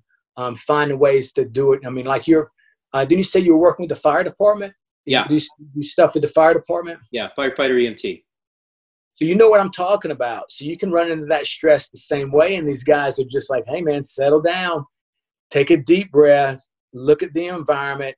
And make a decision, and then know that the environment around you is going to constantly change, and people aren't training for that, you know. So with us in the S.O.C.P program that we do, and you know, the S.O.C.P has several other satellite programs. We got the 3SD, and we have the S.O.S.D, which is solo operator self-defense, and then you know, your solo soldier self-defense programs, and that's more for your plain clothes and things like that. You know, your concealed carry and fighting in around vehicles and things like that as a singleton or two-man team. And you're not the assaulter in that. You know, you're everything's get off the X. Yeah. You know, different type of training. So, you know, the stuff that was done, you know, in World War I and World War II, your Fairbanks, they were all dialed in with what their POI was. And that's what I liked about looking at some of that stuff. I felt like they had a better handle on it because they were actually, you know, dealing with people coming back, you know, from being in real world situations and making adjustments. You know, you saw a big pivot because I collect combative manuals from all over, from different countries and stuff. And I like looking and when I look at it, I think, I wonder what they were thinking with that, or what made that instructor want to go this direction or that direction. Then what's funny is when you saw the karate movies in the 70s coming, where everybody's kicking and doing this next thing, you know, in the karate in the military manuals of the 80s and stuff like that, you start to see all these dynamic kicks and stuff. And my first black belt was in Taekwondo. So as a little kid, I was freaking getting my katas on and kicking and punching. I love my kicks, but you saw that based on the environment of TV and everything that got injected in there. And then you started seeing some changes. You know, the UFC kicked in. So then you saw the jiu-jitsu stuff in the Modern Army Combative Manual and things like that, which were good. And then now you're seeing some evolution of that, dealing with weapon systems more and tools and everything. So it's a progression. You know, right now we're making more leaps and bounds in combatives, but you know, combatives is a broad term. You know, it's such a broad spectrum of stuff. You have to almost define what type of combatives you're talking about. You know, and you mentioned about the progression of combatives, which I always find interesting as well. And you mentioned about, you know, from World War I, World War II, there was a big influx in the practicality of combatives, and then as time kind of went on, maybe after Korea, Vietnam, whatever. And then you've got that, you know, golden 80s, 90s period where everyone's doing the Kung Fu and whatever to now. And then we went into Iraq in, you know, early 2003, and boom, here we are. And it's just from that operator's perspective, from that real world experience, we are able to really hone everything that we're doing now, which is so cool to watch. Now, what is your opinion about Army combatives? I mean, just strictly the jiu-jitsu thing. I saw them teaching a heavy Gracie curriculum. Is that, I mean, how useful is that when it comes down to it? I think it's very useful in the sense of, remember they're training anybody from a cook to a clerk to people who have no physical abilities, that may have been playing Xbox their whole life. So by teaching body, the most important thing about it is understanding body mechanics on a force-on-force individual. You know what I mean? Yeah. And it's often a debate. For the S.O.C.P, we're burning it from the end user. For them, they have guys over longer periods of time, and there's the PT side of it, there's the confidence side of it, where you can train an unathletic person who'd be terrified to fight a bigger person. You can give him some fundamental, Gracie Jiu-Jitsu or Jiu-Jitsu techniques, and he can survive, and maybe even choke the guy out, So that's kind of that confidence builder phase of it. The influx now, and you've had Tim Ferriss and some of the guys that have taken over the program. Tim has just now left. Brandon Sales is in charge of the program now, but they've made some big changes from, which Larson, he did a great job. Matt's a good friend of mine, and he had to fight so many political battles to even get them to do anything outside of, some of the old manual stuff, and created the tournaments to create a different take of it. But they've added some striking into the level 1 and added some other stuff into it. And it's kind of made I think, it's evolving. I don't want to say, it all depends on what the needs are of the end user. And the problem is with the big army is the needs is so broad that, it's not necessarily wrong, because it is, it's a subject that needs to be dealt in with, but I think striking needs to be taught in the very beginning, as well as some of the ground techniques and clinch work and stuff like that, because if you understand that body position and control on the ground, you can transition to a force multiplier inside of the fight. If you're cuffing a guy, you can handle him a little bit better. For them to take me to the, it's a lot harder to take a grappler to the ground than it is a boxer. You know what I mean? Yeah. So that's where you get that kind of, okay, if I have distance to kick and punch, I can transition and shoot. So the only way he's going to take this rifle or weapon away from me, he's going to have to grab me, and now he's in grappling world. The only way to get good at grappling is to create safe ways for guys to interact and roll in a competitive way, to hone in the hitting side of grappling, which is that instinctive movement, just like in sparring. Understand your range management, understanding where these strikes are coming, as opposed to just hitting pads. So that's some of the good sides of it. So there's always things that could be added, and I think it's really, you got to look at them and say, what's the intent of this combative curriculum? And then once you define that, then you force people to define what they're trying to do. In 2009, the Army combative program was one general vote from being totally dismantled.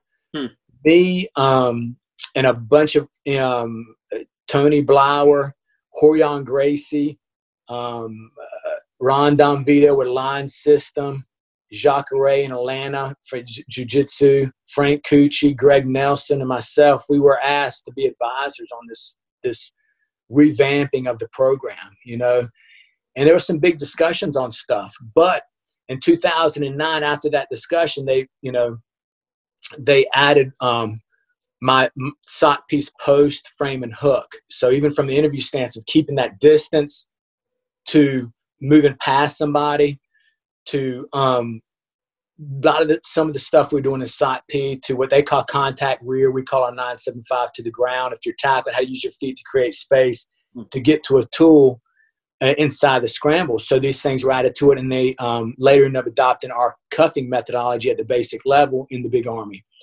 But at that symposium, they thought that we were never going to come to an agreement, because you had all these different personalities there. But once they defined the needs of the end user, Matt was teaching that. I remember he was teaching the post, frame, and hook, and they started asking him a bunch of questions. And I was like, "Hey, Matt, if you want me to, I'll get up there." He goes, "No, I got it." And they kept hitting him a little bit harder, so he had me come up, and I was the only one of those guys that got it. It was a U-shaped thing and had General Ferry up in the front, and I started answering questions, and they were firing them at me. And I was answering all the questions. I was answering the questions before the question that was going to come after that, you know. And then it was like, okay. And then they went around the whole U shape and asked each one, you know, Frank and different guys, what do you have anything to add to that? And then Horion was like, no, Greg pretty much summed it up right there. But what I had to do before I was demonstrating the technique is I had to put it in the perspective of the soldier that made sense. You know, if you go up to somebody, okay, I'm going to teach you the post. And the problem of it is, even in the big army, they'll teach the post at this interview stance they would have about maintaining distance as a stagnant movement. But you can take it there. But if you do the moving post, it's about hip orientation. I don't want to pass somebody and leave him a line of leverage heel to heel, which means my lead leg forward. And then now he can arm drag me, shove me in the wall, and take my bracket and grab my weapon. So I'm doing moving post. I'm going to switch my hips, you know. Frame range. What is your frame range? What are you going to do from there? So then your post frame and hooking range was about managing that distance. And there wasn't anything like that added in it. And then came the cuffing, prisoner handling, because for me, that was my biggest lecture. And I saw the deficiency in the whole thing was, you know, what do you do when a guy does this? And knowing that majority of all hand-to-hand incidents came from cuffing, prisoner handling from after-action reviews. So if you give a guy a gun, you have to teach him how to cuff somebody. There's not a law enforcement agency in the world that will give somebody a gun without telling them, hey, this is how you apply cuffs and restraints. Because when you move in to put cuffs on them and lower your weapon system, now you're vulnerable, you see.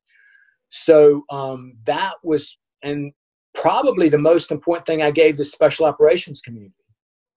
S.O.C.P has a lot of great techniques that innovated the way people do fighting around furniture, transitioning the tools with the own overhooks, head between center line for fighting for weapon systems. But when I was doing and this is what started me to do the S.O.C.P program in around 2008, 2007, I was training different units and realized that these SF guys, you know, I would show some cuffing, and they didn't know the cuffing that I was teaching, which was real basic, you know. I developed my cuffing through the air marshals. So when I worked with the air marshals, everybody wanted to be an air marshal. So you had some of your high-speed SWAT military guys, they rushed there, and we would teach them basic fundamental cuffing. And there was, you know, certain guys would, Greg, I don't like this cuffing. And I would, you know, I'm a martial artist. I look at them over, hey, stay after and show me what you like. Yeah. And I was grabbing these guys, and I was learning all these different cuffing stuff. But I'm like, hey, do what you need to do to graduate and then have it. But when I came back, started training the soldier, and you're in these confined spaces, the cuffing you do out in the open is different. You can't do some fancy Aikido movement because there's not enough room to throw a guy over a furniture. Next thing you know, you're bouncing off a table, you're in a kitchen, and you can barely even stand up in there. So it has to be simple. So with the cuffing with those guys, I realized I was running this course, and I saw they didn't know any cuffing. I'm like, who in here is cuffed? These guys are already been overseas, and they all raised their hand. Everybody have cuffed somebody downrange, like overseas, like on a hit. And I'm going, okay, well, who's had formal training? One guy raises his hand. I'm like, all right, where did you get your training at? I was an MP. I just shook my head like, all right, well, what do you guys do? I just grab them and throw them on the ground and put the cuffs on them. I'm like, okay, all right, we got to fix this. We got to fix this because this is where you're going to get into it. It's not, you know, fancy, but it's going to shut the potential for things to get down. It's going to allow your buddy to get through and through shot through fights. If you had a weapon system that you didn't see, you can break contact, engage him, stuff that pin it, allow somebody else to shoot him. So many aspects to it, not getting pulled into some dead space with something in front of a window when now you get shot because he knew there was a sniper over there. So many things that lessons learned to him have an IED and he's already flat on his stomach. He rolls over, blows everybody up, or anything like that. Or you come in a room and he's shot and he's laying on the ground and you're having to check to see if this guy's dead. Well, he may be laying on something. Yeah. You didn't see him fall. Well, how do you go about doing that? You know, do you have time enough to do your Ranger rollover? You know, no, you got to figure something else out. So for speed, because you got to clear this other room because they're loading up AKs over there and you got to get on it before they get bunkered in. So all these things are problems. So creating a standardized methodology for the cuffing prisoner handling, because there wasn't one. And the stuff that I saw that was being taught was done by the Aikido guy up the road, no disrespect. Some of the movements are beautiful, But you fill a room full of furniture and you start to get too dynamic. You're moving into somebody else's sector fire. Your buddy can't get it through and through. You're going to be tripping over stuff. So you have to keep the stuff to where it's real simple. It adapts to being in full kit, weapon system strapped to you. And that was the most important thing that the SOCP gave the special operations community. And it's a standard today. There's so many federal agencies now that run through SOCP that are basic assaulters, from, FBI to ATF to other departments that use SOCP as their baseline, because we've been kicking in doors for 15 years. There's a certain protocol for handling people that keep you safe, that's not too aggressive, from your dig outs in the corners to your snap down to ways to do your knee mount. You know what I mean? You don't just run in a room and cuff the first guy you see. You snap him on the ground, knee on his back or foot on his back, your weapon system up. You dissect the room. You figure out who's tactically in the best room that's positioned to start cuffing inside of that tactical environment based on dead space, open doorways, and windows. And that's a whole nother cut. There's your tactics for clearing room, and then there's tactical cuffing. You have to develop that. You know what I mean? So many guys still, you'd see them cuffing and they'd be facing the wall. I'm like, dude, you need to turn around and face. I got all my buddies in it. There's too much stuff in here. Just turn around and face inward, because you may pick up something or something kicks off behind you. You're going to need to be able to see what it is. Even dealing with people in a self-defense situation, you choke a guy out or you knock a guy out, it's not the end. You need to get off the X. You need to restrain the guy, or he's going to get up and pull out a tool, and it's going to be game on. So knowing how to do improvised cuffing, even in some of your older manuals, you saw a lot of improvised cuffing in some of your Fairway. And I was looking at that, and I even studied some of the Japanese stuff. But we had to keep it simple. It got to be where I was so wrapped up in the different ways to tie people up. I literally would look at my notes and go into the class and just vomit all these cool ways, and they all thought it was cool, but then it was just too much. It was one of those deals that were okay. So then I figured out some real simple knots, but then I also figured out, what can you really tie somebody up with?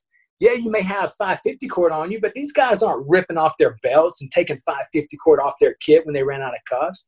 Nobody's doing that. Taking their shoelace off. We got to freaking clear 3 more buildings and you're taking your shoelaces off. That's not going to work, my man. It sounds good in theory. So, you have your extension cords and stuff. So when you start securing people with extension cords or stuff like that, it takes a different knot, a different way of doing it to make it quick, but still stay on them long enough for your direct support to get on that person, and then move on from there. You know what I mean? And pass them on to somebody. But that same thing applies for if you have to get off the X somewhere in some situation where you have a guy, but he's going to kill you if he gets up. You know what I mean? Or he's going to tell somebody else, and they're going to get you. So you may have to secure somebody in a different way with other stuff. And when people start going, oh, well, you could use your belt and stuff like that. I've ran courses where guys that had all these other courses, and I'll say, okay, well, we're going to tie each other up. And this is one of my low vis courses. Tomorrow, show up with some improvised stuff that you can tie somebody up with. And you see guys come in with their belts and this and that, something you have. All right, this is the deal. I'm going to give you 2 minutes, which is a long time to tie somebody up. 2 minutes in a stressful environment. Like, that's kind of unheard of anyway, with a lot of threats around you. And then I'm going to see how long it takes you to escape. If you can't escape within 10 minutes, then or 5, I think I gave him somewhere around 5 to 10 minutes. Then that's good. Then that guy's done what he needs to do. But if he does escape, we can keep up with the time. And then if he can escape faster than you lose. Then then he beats you. And then everybody's like, oh, it's game on. I can't have this guy beat me. Yeah. But then these guys get their belts, and then they start doing all this stuff, and then they realize that, hey, look, it's not an easy thing to tie somebody up with a belt. What kind of belt is it? What is it? How's it set up? What do you do? And then people tying up with different stuff. And then it becomes, okay, there's an art to doing it with certain things, and certain things aren't as easy as you think it's going to be to secure somebody that has just a little bit of escape experience. Yeah. You know what I mean? And knowing how to position their hands, or how you position your hands when you give it to them, or what are you going to do to loosen up the knots and stuff before you even start to slip out. All these guys are trained in that. Yeah. So now you're having to secure this guy that's been through some escape and evade techniques, but what can you make work? And in doing that, I get to vet for 15, 20 years what I teach based on that. I create my own laboratories. That's really cool, man. If you've been to this literally, course and you learn some knife technique from whatever, go to all these courses, perfect whatever you got. But guess what? When you come to my course, we're gonna put you and see it. And if you can make it work, I'm excited. Show me something. Make it work in the amount of time that you've done it. Now, it's not to say that what you did, if it fails, that it's not a good technique, right? Maybe there's a guy that could do it better, but the exposure that you got in the amount of time that you were forced to learn it did not translate in the amount of time we needed to translate. You know, so for me, it's all laboratories. So all scenarios are laboratories on what you think can happen, and then you start to dissect. Okay, now we realize what it takes for this guy to survive this scenario, and these are the things. And guess what? That defines the POI. You see?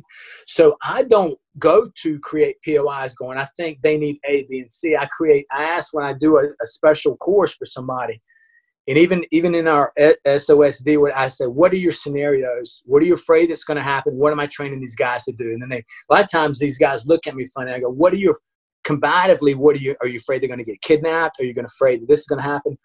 Give me your 5 or 6 biggest fears, right? And then they usually only come back with like 3 or 4. And then we pick a few more that bounce off of that, right? And then we create the scenarios. I probably have done that scenario that they're worried about before or something similar, guaranteed. And then I start training those guys based on 15, 20 years of running crazy scenarios, and I give them the stuff that will help them win that. Then we run that scenario. And if they can color outside the lines with some other technique that they learn to make it work, freaking have at it. You know what I mean? If you're a jiu-jitsu world champion and you can do some combative technique that made it work and you came out better, freaking good deal. Boom. Yeah. But if whatever it is, you can make it work, because I'm not going to change you on what you already have. I want you to learn what we have. But if you go to do it and it just totally fails, and I make a mental note of, okay, where did you learn that technique?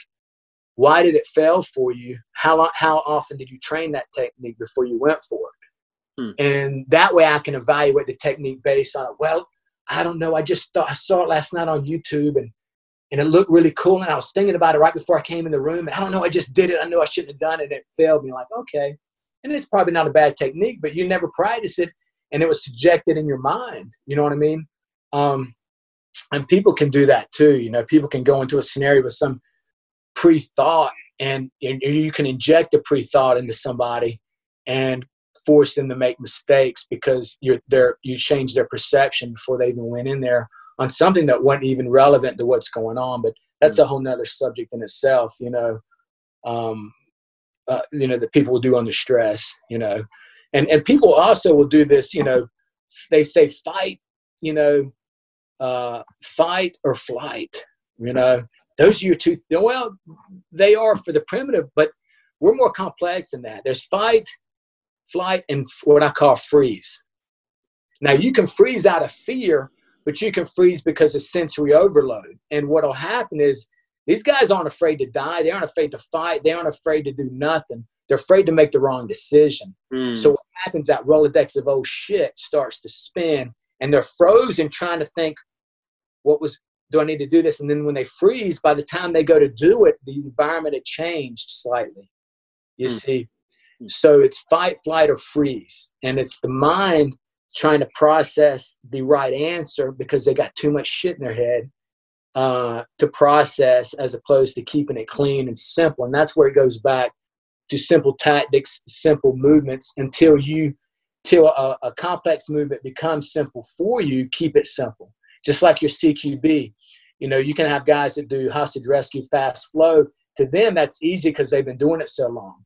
But you take a guy and go, okay, the fast flow for this situation is going to be better, so do that. Like, well, I've never really think. You're going to make some mistakes. It's just too much. You haven't built in the instinct to do that. You need to just strong wall and move slow and build up to it. And that's the same thing it is with martial arts. It's and as an instructor, I have to figure out the census of the class and dial it into the census of the people, you know, but I'm not going to tell somebody not to do a technique if I think it's a good technique and it's working for them and they inject it in the scenario. I'm like, that's great, you know, good, that worked for you. And that's the way, you know, I like to come at it, you know, and it's worked better for my guys that way. Greg, you talk about training the air marshals, and this is an incredibly relevant thing for civilians even. And, you know, we've gotten pretty complacent over the years.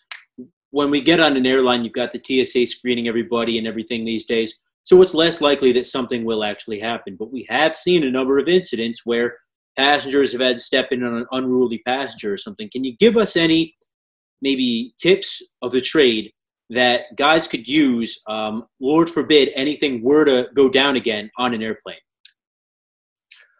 Well, more than likely that, and you have to remember too, the protocol back then was, and even the stewardess would tell everybody, sit down, nobody wants the plane to crash, these people don't want to die, you know, that was the normal thing, you know what I mean? Now it's kind of broken down to, you're going to probably have at minimum 10 to 20% of the percentage of the people on that flight, and you can be conservative and say 10%.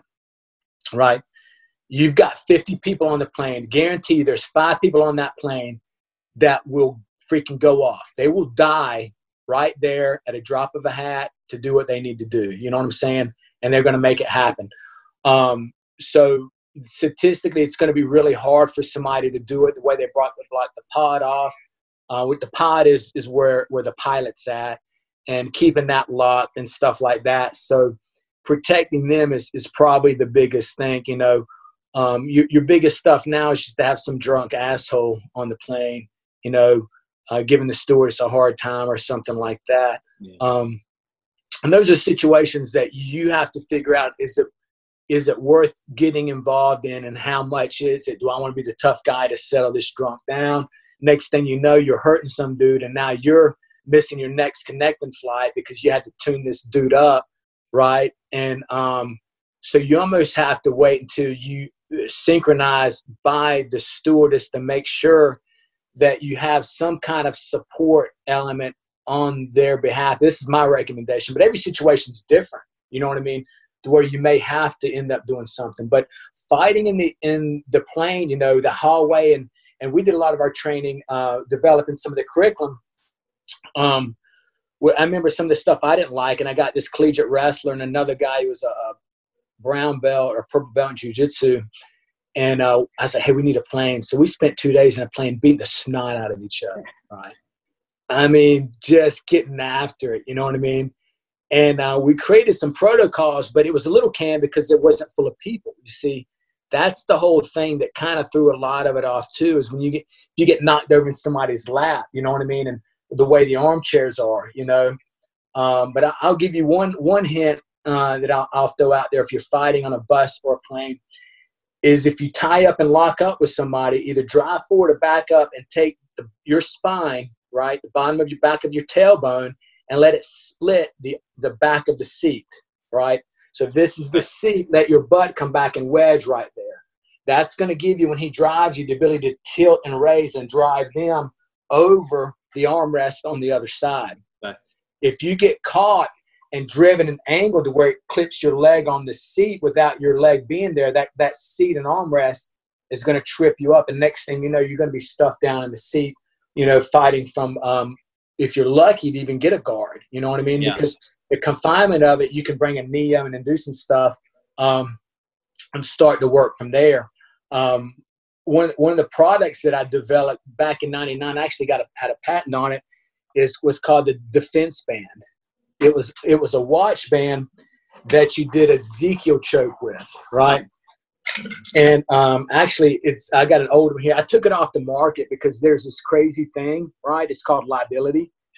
And so something about choking people, you know, can end up, and even though I have disclaimers on it and stuff, but the band floats independent of the watch. The watch rests here, and you have this piece that slides through. So when it's on the wrist here, and you're wearing it, you would unvelcro it here and create a loop. And this is called a Ezekiel choke. So even if I'm shoved down in the seat, I can bring it underneath and choke from the guard, even the half guard, or even from the mount. We were training guys with the high back seats. You'd pin the seat down and you would choke them from behind, but sometimes you couldn't. They loop this thing over, palm the back of the head, and choke guys unconscious, and then put the cuffs on them, right? Or use your sleeve, right? Yeah. So even in this book here, the H2H combative book right here, right? This I took off the market, and I'm going to probably put it back on, but I still give this to my guys. But the older version has me on the front cover. You know, I'm like sitting here all goofy. I took myself off the front cover, and it doesn't have some of the S.O.C.P stuff in it. It's called H2H Combatives. This is H2H Combative Soldiers Edition. But in that, I teach even back in 04, I showed that what's called the Ezekiel choke or sleeve choke of looping underneath here to gain leverage. So I show chokes with cordage here, with lanyards, all kind of chokes and stuff like that, utilizing your cloth. So when you get tied up like that, even gathering up their cloth, you know, even with the T-shirt, they say, oh, a T-shirt will rip. Well, if I gather the T-shirt up and twist it, I can loop it around a cross-collar choke, you know, or gather it up where I have a whole piece here, slide my hand underneath the back of your shirt, grab the back of it here. Now I'm doing a sleeve choke with the back of your own shirt choking you. So understanding chokes by going to a gi class, learning how to choke, is the easiest thing ever. I remember one of my students, and he was like 115 pounds. He's kind of an Urkel, kind of, you know, just not athletic at all. But I have mad respect for this guy. Why? Because he showed up for years just getting mauled by these soldiers. The soldiers, you know, they're real friendly, but when they get in there, it's a kumite every night. You know what I mean? And this little guy would just come out there and he'd get beat up over and over again. Eventually worked his way up to a blue belt. But he was game. He loved choking out athletic guys. And every once in a while, you'd see this guy who's probably wrestled all in high school, and he's just a stud. He's over there, doesn't know a lot of jiu-jitsu, but he's slinging everybody all over the place. And some of the guys that aren't used to dealing with that athleticism, like what the. And I'd see him too. I'd be coaching. This is years ago. When I was at all the jiu-jitsu classes I do now, if I show up, it's pretty much a seminar because I'm traveling so much. But I remember looking at him, and I would see him. He'd be looking at that guy, the new guy, and he'd be rolling. He'd be eyeballing him. You know what I mean? he'd be doing that nonverbal communication and saying, "I talk to that guy in a minute." And he'd make his way over there, and he'd be asking this guy that he's giving up like 30 pounds to, and twice out, "You want to roll? You want to roll?" And that guy's like, looks at him like, "Yeah, I'm gonna tear this blue belt up." Right? As soon as they start, he slings a little guy on the ground, and he's sitting there, and he jumps guard, and he grabs his sleeves, and he's holding this guy's head like this. And all he's doing is he's waiting for that wrestler's head to come up. As soon as his head comes up, and I knew it would happen all the time, wrestler's head comes up, he slides the sleeve choking and hangs on, and the guy's just thrashing him, slinging around. And then he taps out, and then he's just like, yeah. Wrestler, I got you. And then the wrestler's just pissed, right? And then goes ape shit. And I look over there, and he's getting just mauled up by this wrestler. He has this little grin on his face like he might kill me. But I would have choked him to death in the real world at least one time. At least one time, that would have been game over. And those are the little tricks. But you have to knowing Ezekiel's not enough. You have to just take it from people and develop the timing to set it in. So when you are caught in that stressful situation, that you can pull it off. You know what I mean? And know what your fingers feel like if you don't have them set right. And all he's doing is pulling away, although it's getting tighter. Then your grips start to show how to set all that stuff up to make it work right. You know, that's where, you know, you'll find some of this stuff. So when we have guys doing Army combatives and stuff like that, they learn stuff like that from it earlier, and they learn how to fight and take it. So it's a different vein to go down, and even in my class. But you know, the striking is real important. But this, you know, you just have to think about what situations guys are going to be in. You know, so for the aircraft training, to understand the seat, understand the environment, putting people down. Everybody has a basic understanding of striking. You know, but know that. And if you get jammed in a tight spot, keep them close and know the Ezekiel, know some basic cross collar chokes. Because once you get pulled down and fall down in between some seats like there, it's going to, all your basic get up moves can get really hard. So if you pull a guy close to you and you just have to detain him right there, you can slip that in, you know, and you can always have some cloth with you, you know what I mean, and travel with it. It's one of the, you know, I almost want to put out a series of cloth techniques that I like. I'm actually I'm doing this. I just shot it last week. Yeah, have you ever heard of 100 Deadly Skills? Yes. Clint Yeah. Emerson, right? Yeah. Well, he came to Fayetteville, and he's doing a new book, and he's, you know, it's like interviewing like 20 badasses or whatever. I forget the title, but he interviewed me, and then I showed a bunch of techniques. But I show a choke with a lanyard that everybody's walking around with. So in the clinch, slip it out, underhook to the Ezekiel with an underhook Ezekiel, choke them out, and then the lanyard's still in this hand. When they come down, I loop the other hand, and in less than 15 seconds, he's choked out and tied up with his hands behind his back with the lanyard, and then you're escorting him. But it's some of the techniques like that I've always been fascinated with the cloth, because once you learn some good basic fundamentals of and apply it in jiu-jitsu and stuff, you see cloth in a whole nother way that people have on, or your cloth, and it's just, this is the fun little project for me to play with. You know, it's like some people like basket weaving and stuff, and I like to think about ways to choke people and do stuff, and then just make notes and log it away. But it'll be coming out here pretty soon. He just got through. He finished up his tour. He went all over the place. He interviewed guys like the sergeant of the arms for the Mongols, and then he went to Europe and interviewed some people in Europe, and then went to Scotland, and then all over the place. So it's he's all over the spectrum with it. So he'll probably have another bestseller on his hands with the crew that he put together here. No doubt. But, that's really cool. You mentioned about choking too, and you know, you mentioned about the garrote earlier. People kind of think, you know, oh, just slip it around his neck and do it, but it really isn't that simple, is it? Like, there's kind of more technique to these things than you might think. Oh yeah, I mean, you need to know the right way to do it, because it can cost you, because somebody's fighting for their life now. You start shutting off the airway, every ounce of energy, and then the adrenaline that can shoot through people's body under stress is crazy. You know what I mean? So if you don't have it locked in, you could be a better athlete than that person. But once that old shit kicks in, you know, you have to be understand how to make that stuff work. And so it's a learning process. It's not just grabbing a piece of rope and just throw it over somebody's neck and they're going to fall asleep. It's freaking game on. You know what I mean? And so yeah, it's a whole another lecture there, you know.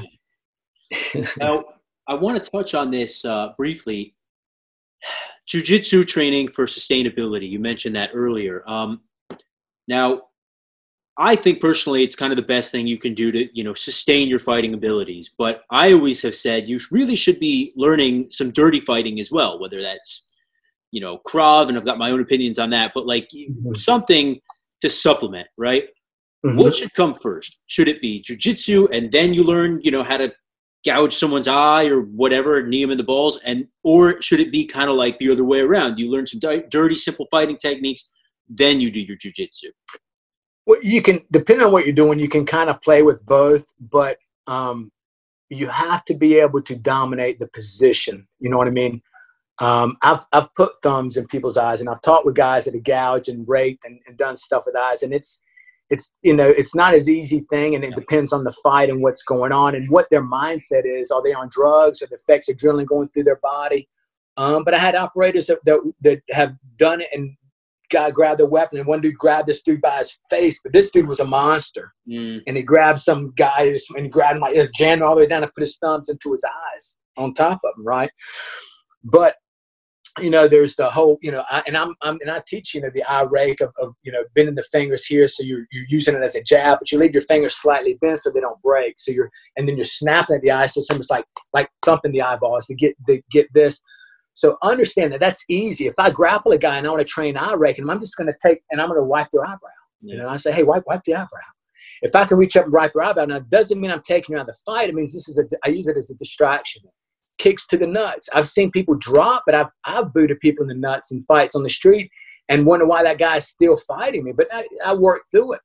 So that's pain. I've seen people drop, and you've seen people, UFC, the fight stops. But when people's adrenaline are going for fighting for their life, you cannot rely on that nut shot. It's a caveat. It means I'm going to hit it, and if something happens, that's great. But don't let that be your finishing factor. You go there, and then you go and say, what's my next move? I'm going to say that didn't work.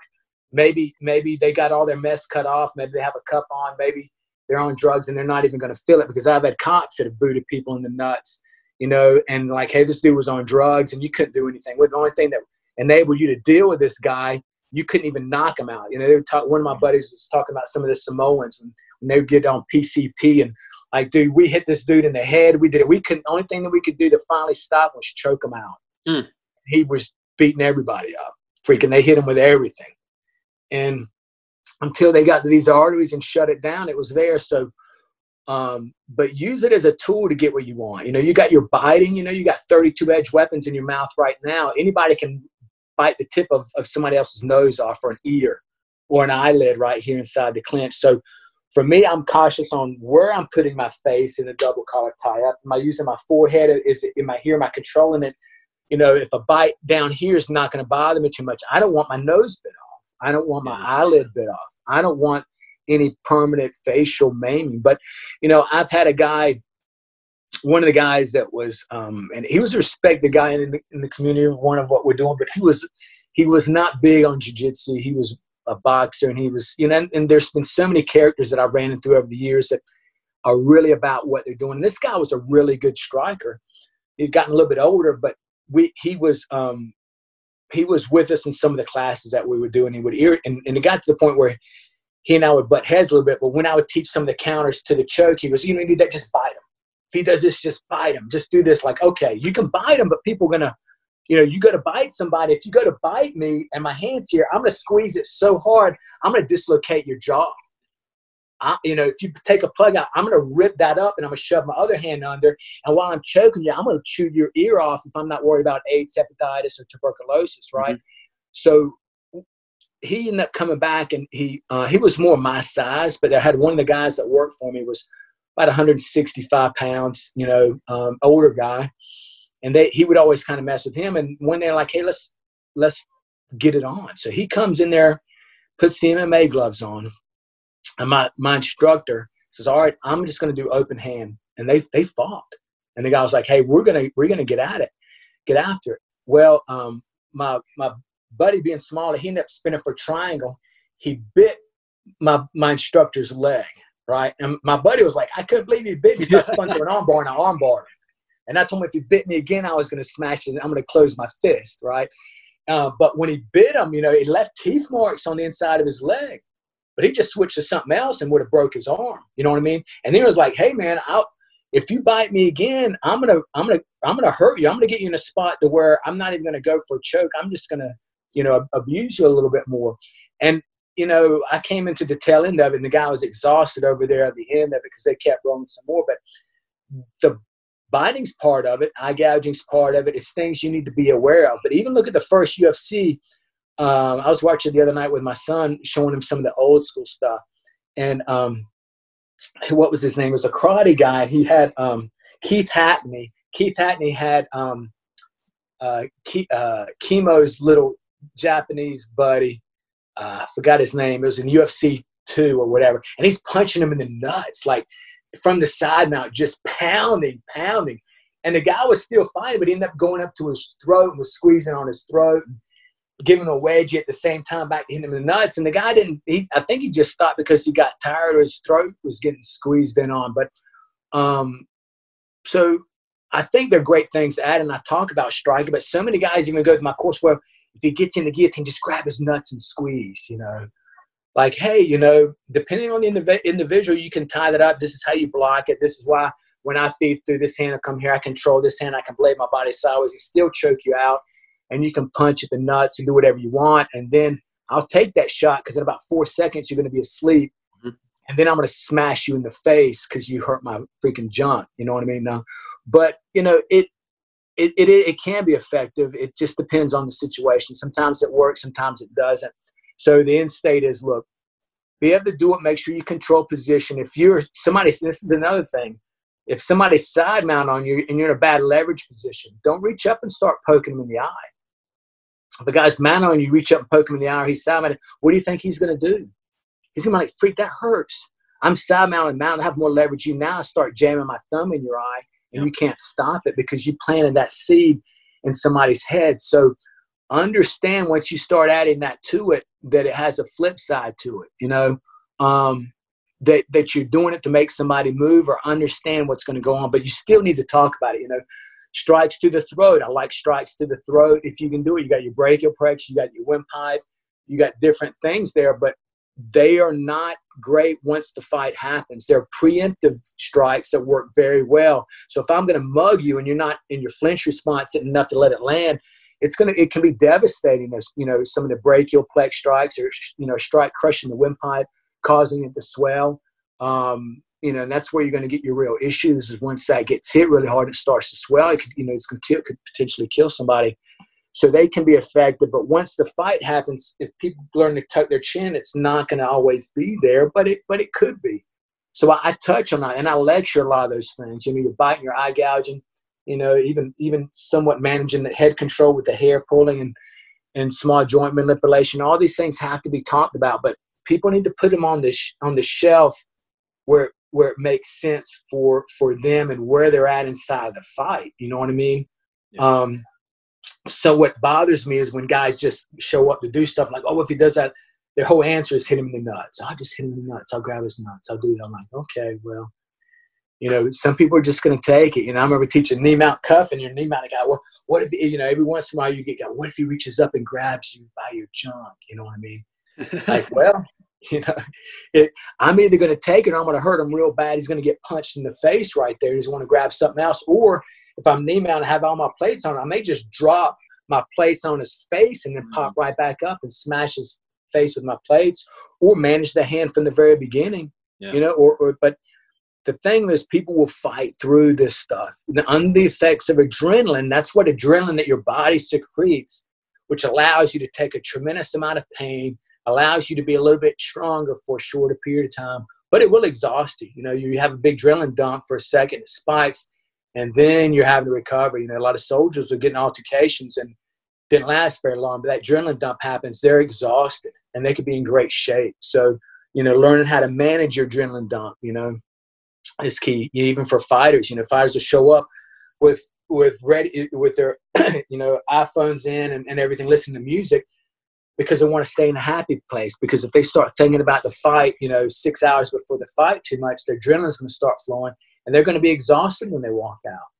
Just like a good operator, they're like, hey, I know what I need to do. I'm not going to overthink this. I got to stay calm because my adrenaline's going to kick in, and I want to be fatigued when the time happens. I'm not going to be able to perform, you know, to your ability. But I don't want to get off topic talking about adrenaline, but people need to understand that, you know, people fight through these things. Nut shots are good, but have a backup. You know what I mean? Eye gouges are good. Have a backup. Make sure you're in a level position when you do it. If not, you're going to give somebody else a great idea to take your eye out, you know? Yeah, you see a lot of these reality-based guys, and less so now with the advent of jiu-jitsu MMA, or the resurgence, I should say. However, you know, you've got the guys who say, if they shoot in on you, just put your hands in their eyes, or just, you know, underhand smack them in the face.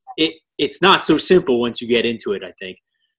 No, I mean, I wish it was that easy, man. I tell you, because it would make my job a lot easier. But these guys say this stuff, and I laugh, and I don't pay it any mind. And sometimes I do pay a little bit of mind, because I don't want some people to get hurt. You know, some people do think that, and they go down that road, and it's not going to always work for them. You know, at the end of the day, check this out. If you want to learn how to swim, you got to get in the water and you got to swim. You know, you can run sprints to be a better swimmer. You know, you can do CrossFit to be a better swimmer. You know, you can get outside the pool and you can move your arms like this outside the pool. You know what I mean? And practice perfect form. I got perfect form. Look at me moving through the air. But at some point, I got to get in the water. You know what I mean? And I got to get in there with somebody that's gonna test you. And what's, you know, with a lot of these guys, and you know, it's fear management, and they're comfortable in teaching people, and they end up sharing the technique so much, and they look at somebody that doesn't know any better, and they go, "That's awesome," and they're like, "Isn't that awesome?" And the next thing they know, they trained 100 people that didn't know any better, and they all thought it was awesome, and now this guy's so convinced that it's awesome, right? Because he's not in an environment where people are going to call him out. You know what I mean? Yeah. In my world, if you do something or say something, somebody's going to call you out. These guys, their life's on the line. You know what I mean? I tell, hey, you know, I don't want, if you don't believe in it, we'll figure, you know, we'll test it out and see. You know what I mean? As long as people aren't getting hurt. But I take it real serious when it's my guys. When you see the public, you know, I'm like, hey, you know what? If that guy wants to teach that, and that student should know better. I hate to say it, but they need to reach out and figure some of this stuff out. For me, I worry about my guys, and you know, I don't have courses opened up to the public, you know, because I can't stand to have somebody in there and I have to, you know, educate them, you know, because they're running around trying to, you know, discuss just crazy techniques. You know what I mean? Like they show up and they're, you know, I'm like, you know, I don't have time for it. I got to deal with serious people that have some basic common sense understanding of stuff and know what's going to work and what's not going to work, you know. And you know, there are some reality-based systems out there that if you look at the technique itself is not a bad technique. But the fact that they're not pressure testing it or teaching techniques to do when it messes up. It's kind of like saying I have a jiu-jitsu series of moves, which is I take a guy down, I pass his guard, I mount him my arm bar. Check that out. Okay, that's all we're going to practice. From now on, we're never going to roll. We're never going to roll. But you're going to come in every day and you're going to take somebody down, you're going to pass their guard, you're going to mount them, and you're going to do this arm bar. And you get really, really good at it, like freaking like, and you can do it better than anybody. You can do it better than the people that roll all the time, right? Your technique is just that good, but you have not developed a technique for actually rolling.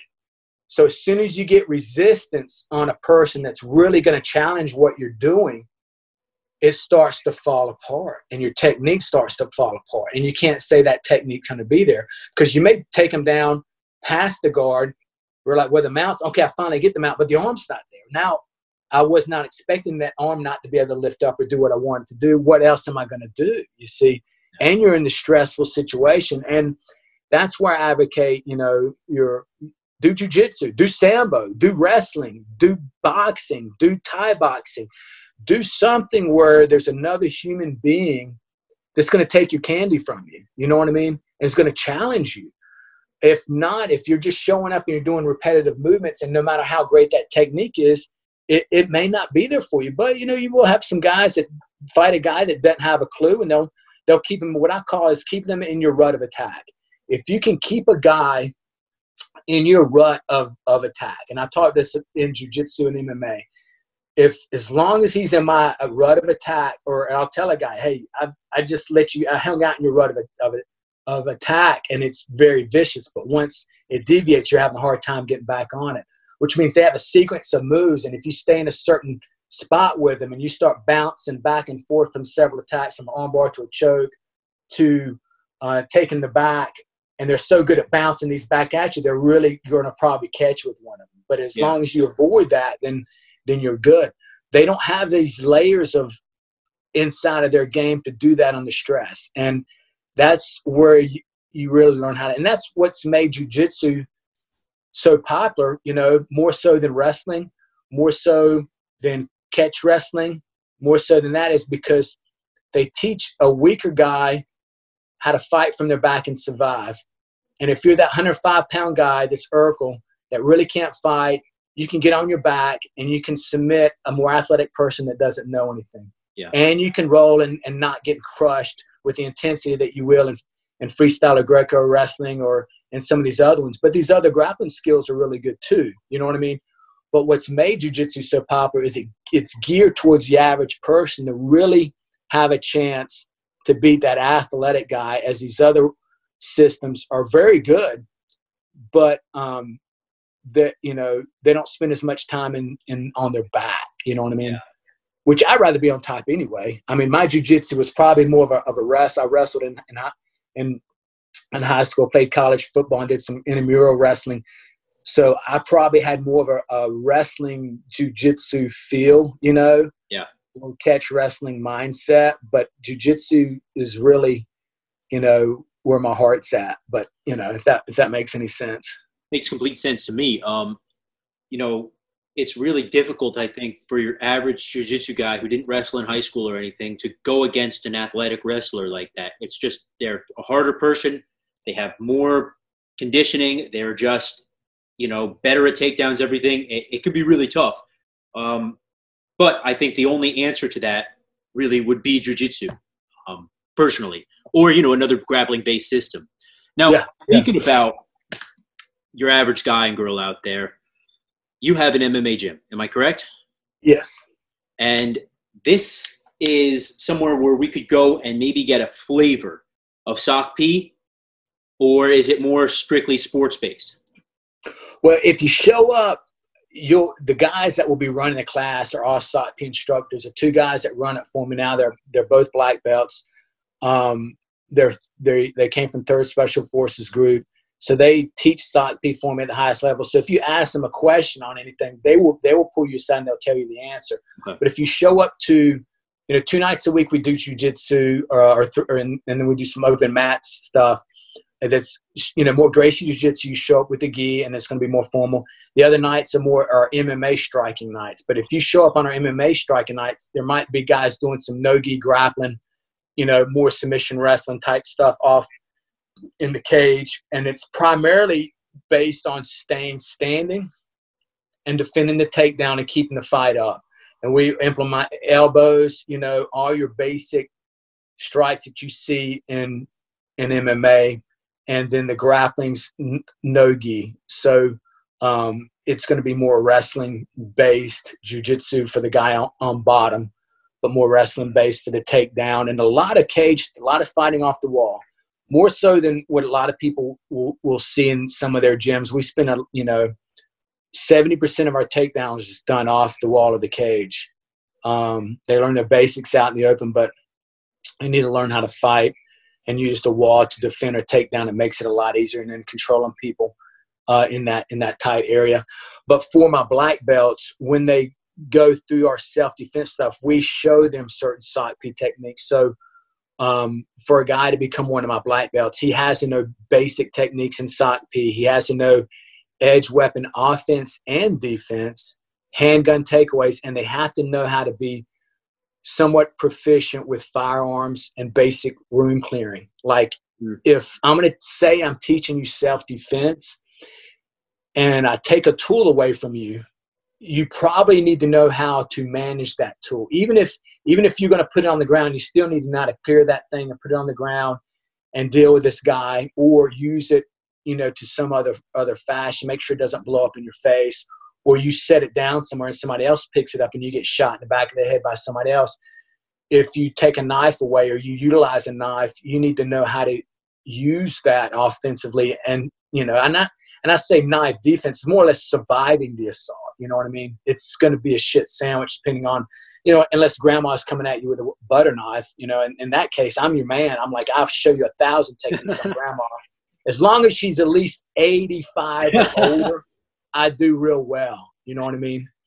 You know those techniques where you like Aikido them with the butter knife, right? Oh, whatever you want to see. I mean, that's when I had guys like, hey, what do you do for multiple people, fighting multiple people? I'm like, well, depends on the people you're fighting. Like I can take out like 10 or 12 people. And they kind of look at me like, yeah, take me to the old folks home, like 85 or up, put them in a room. Before they overwhelm me, I think I can at least get 10 of them. I'll start taking knees out, freaking. Before that'd be like zombies. They're all coming at me. I just get mauled by like 50 old people, right? But who are you fighting? You could go to a good MMA gym and not be able to beat anybody. You know what I mean? So but you still have to get after and understand your own personal limitations. But for my black belt curriculum, they have to know that, and they also have to know, you know, Helio Gracie self-defense. That's more of the traditional side of it. that I want to make sure they know. And then we interject the stuff for the SOCP, and we slowly move them through it. So by the time you're a blue belt, there's a few self-defense stuff, purple belt, brown belt. And then there's some that once they get to a brown, we're like, hey, you've got to know this stuff. And out of my black belts now, there's only 2 of them that were civilians. So they're all, military special forces or something. So they understand firearms.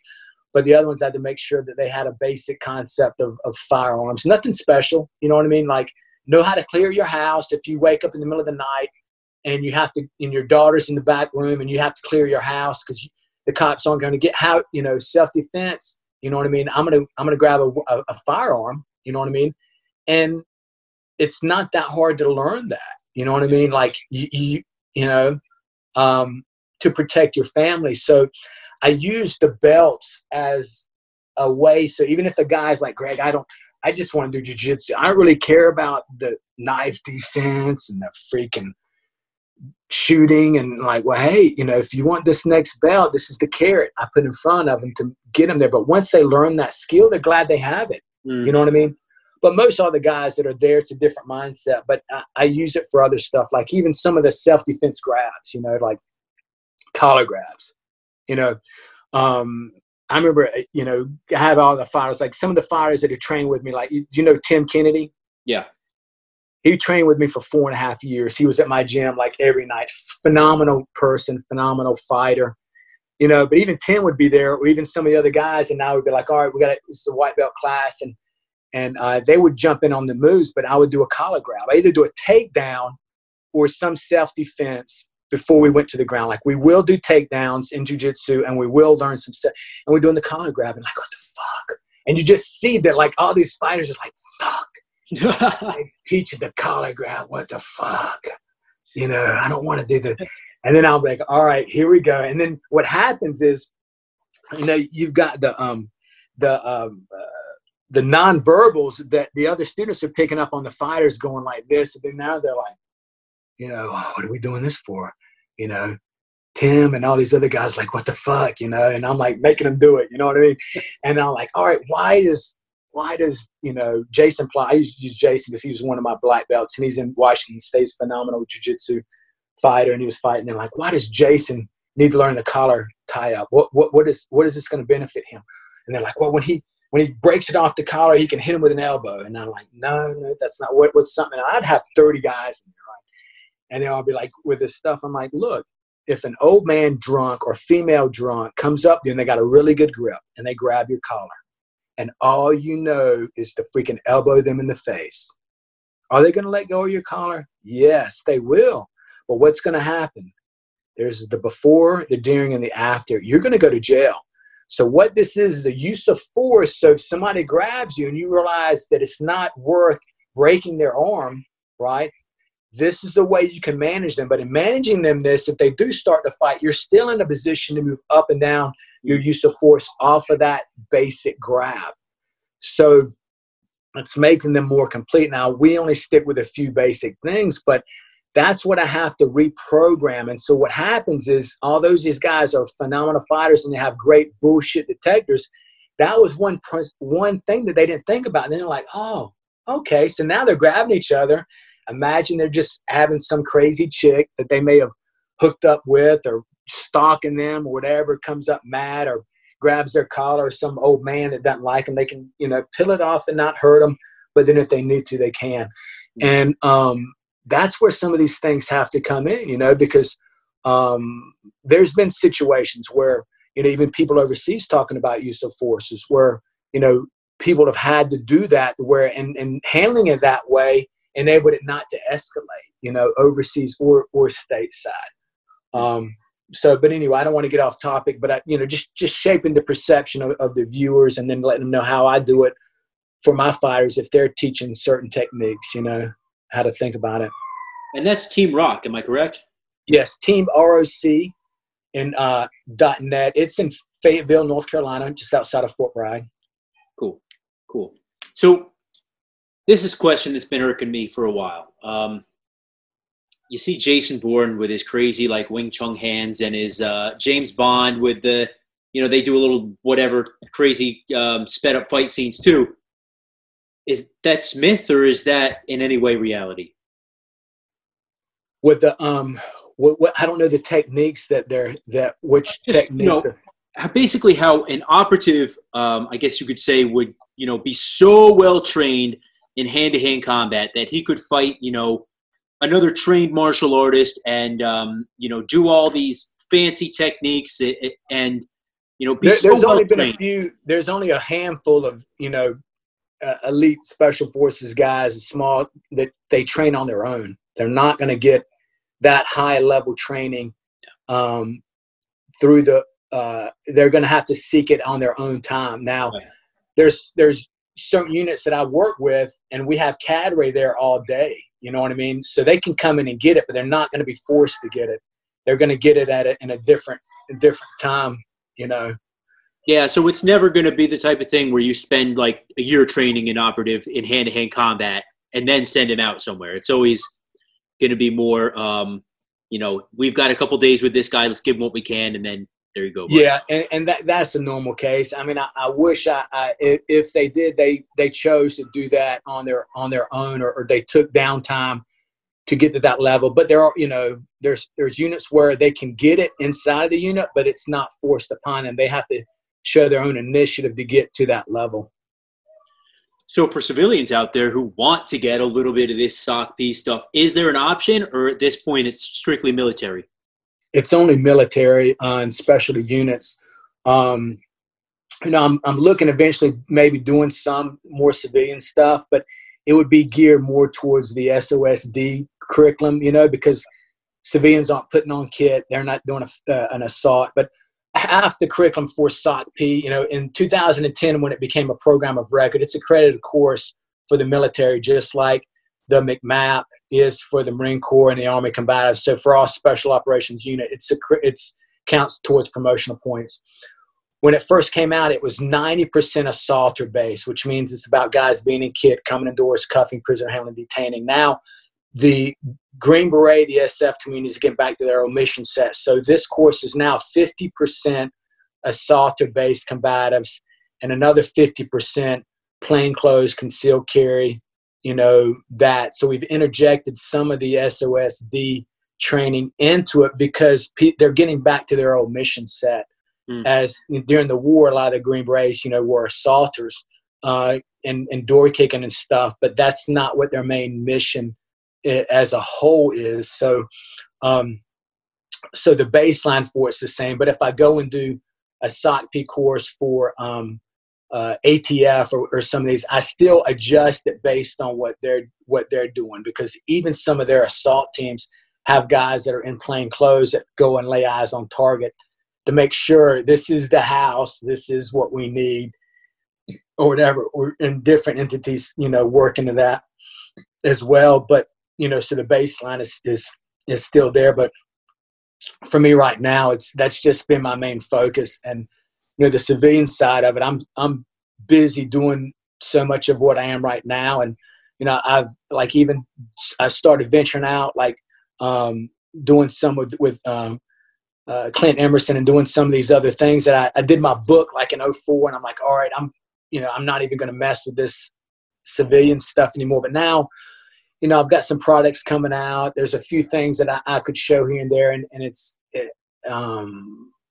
and you just have to be careful, working with the public. And then I sort of like and want to get some things out there, but I just have to be careful how it's done. I would assume you can't really go showing them about plunging the knife into the neck and stuff like that. I'll probably, what I could do realistically, and I often thought about it, was doing a civilian course on the S.O.C.P dagger, and they could see some of the techniques, but gear it towards something else, because so much of what we, to say I'm giving somebody S.O.C.P, they really wouldn't get it, because they don't have the CQB to actually get it. So to actually go through a S.O.C.P course, even if you were in the Army, you couldn't go unless you had some CQB experience. So you have to know how to clear rooms. You have to have some proficiency, understanding of tactics at a certain level, or it's, you might could go through a level 1, but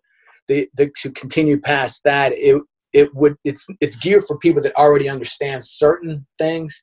Yeah. And it doesn't make it, it's called special operations, but it's not special in the sense that it's some top secret, like everything I showed. It's geared towards a certain clientele, geared towards some certain techniques that make the special operations soldier be able to do his job. But the average civilian is not coming in a 5-man team, aren't coming at it quite that way, aren't working that way, although the techniques could be taught to them and they could absorb it and do probably really, really well. It's a tactical knowledge that they have of CQB and the scenario-based stuff that I would have to create a whole nother curriculum for them. So it would be more civilian-based on, I guess what I would end up doing would be, several scenarios on getting robbed, one on carjacking. I'd probably do one on traffic stop where somebody comes out and assaults you there, to a home invasion, to somebody breaks into your house. So there would probably be 5 scenarios right there. I would create and train guys or females to deal with it based on the limitations of their environment, which could be their kids, could be their spouses, could be what other stuff that could be limitations to them, and how are you going to react with that other stimulus going on around you and how to protect that. So prioritize what is. It would be a whole nother deal. You see what I mean? So when you just say, hey, let him in it, I wouldn't be doing many favors. And what I've done before is I had guys go through the S.O.C.P curriculum one time, and we did a lot of tactical stuff, but at the end of it, I was like, what do you like about the class? And then one of them,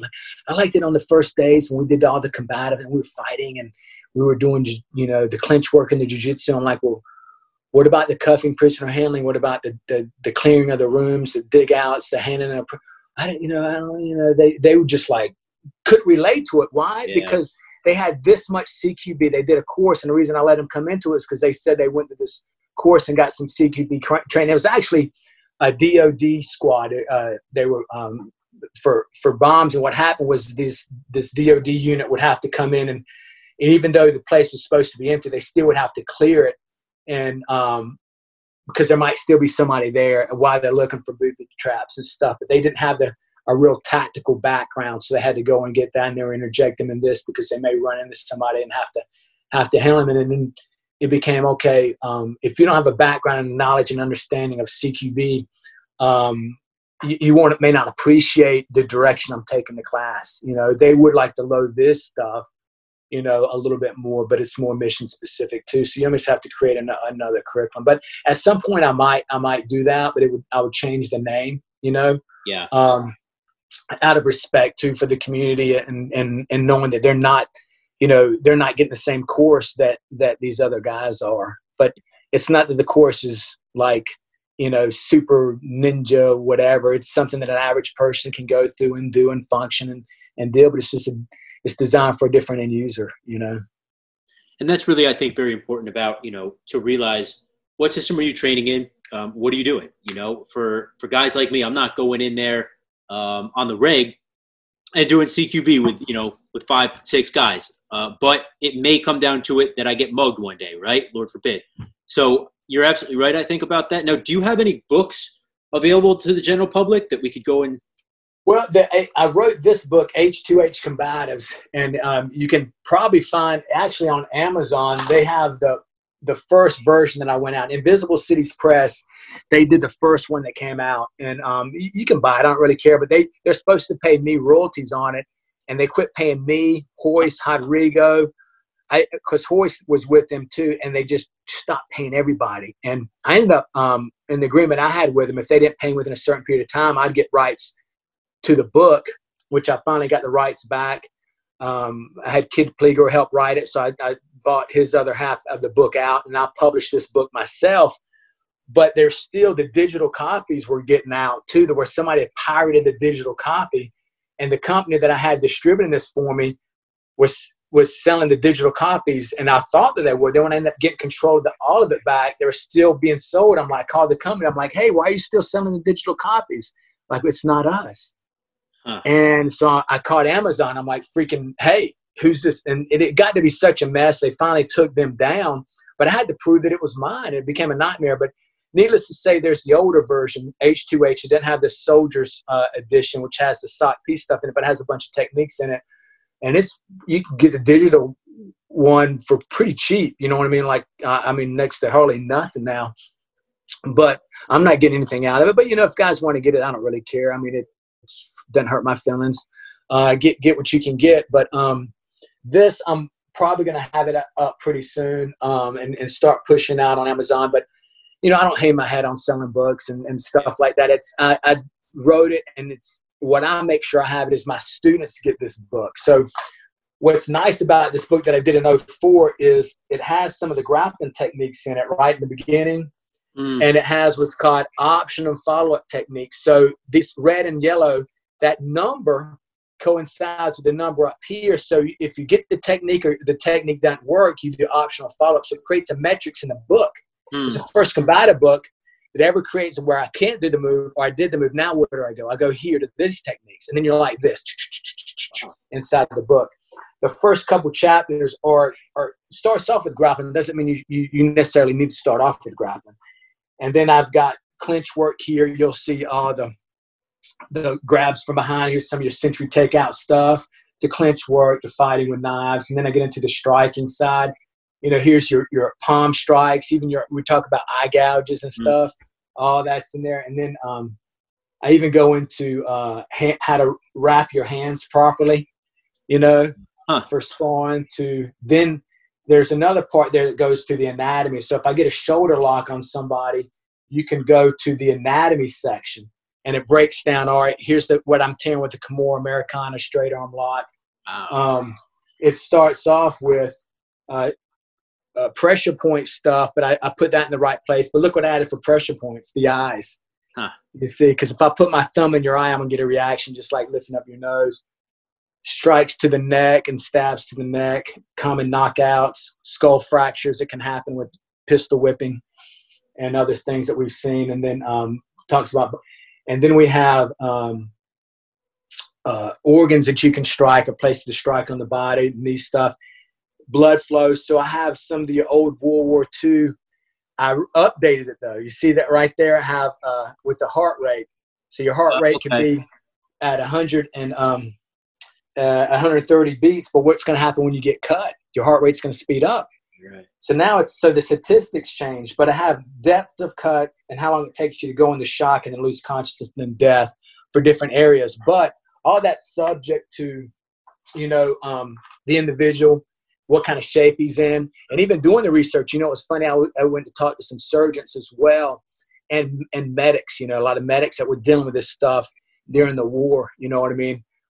So I had to adjust a little bit what was put out before from some other literature.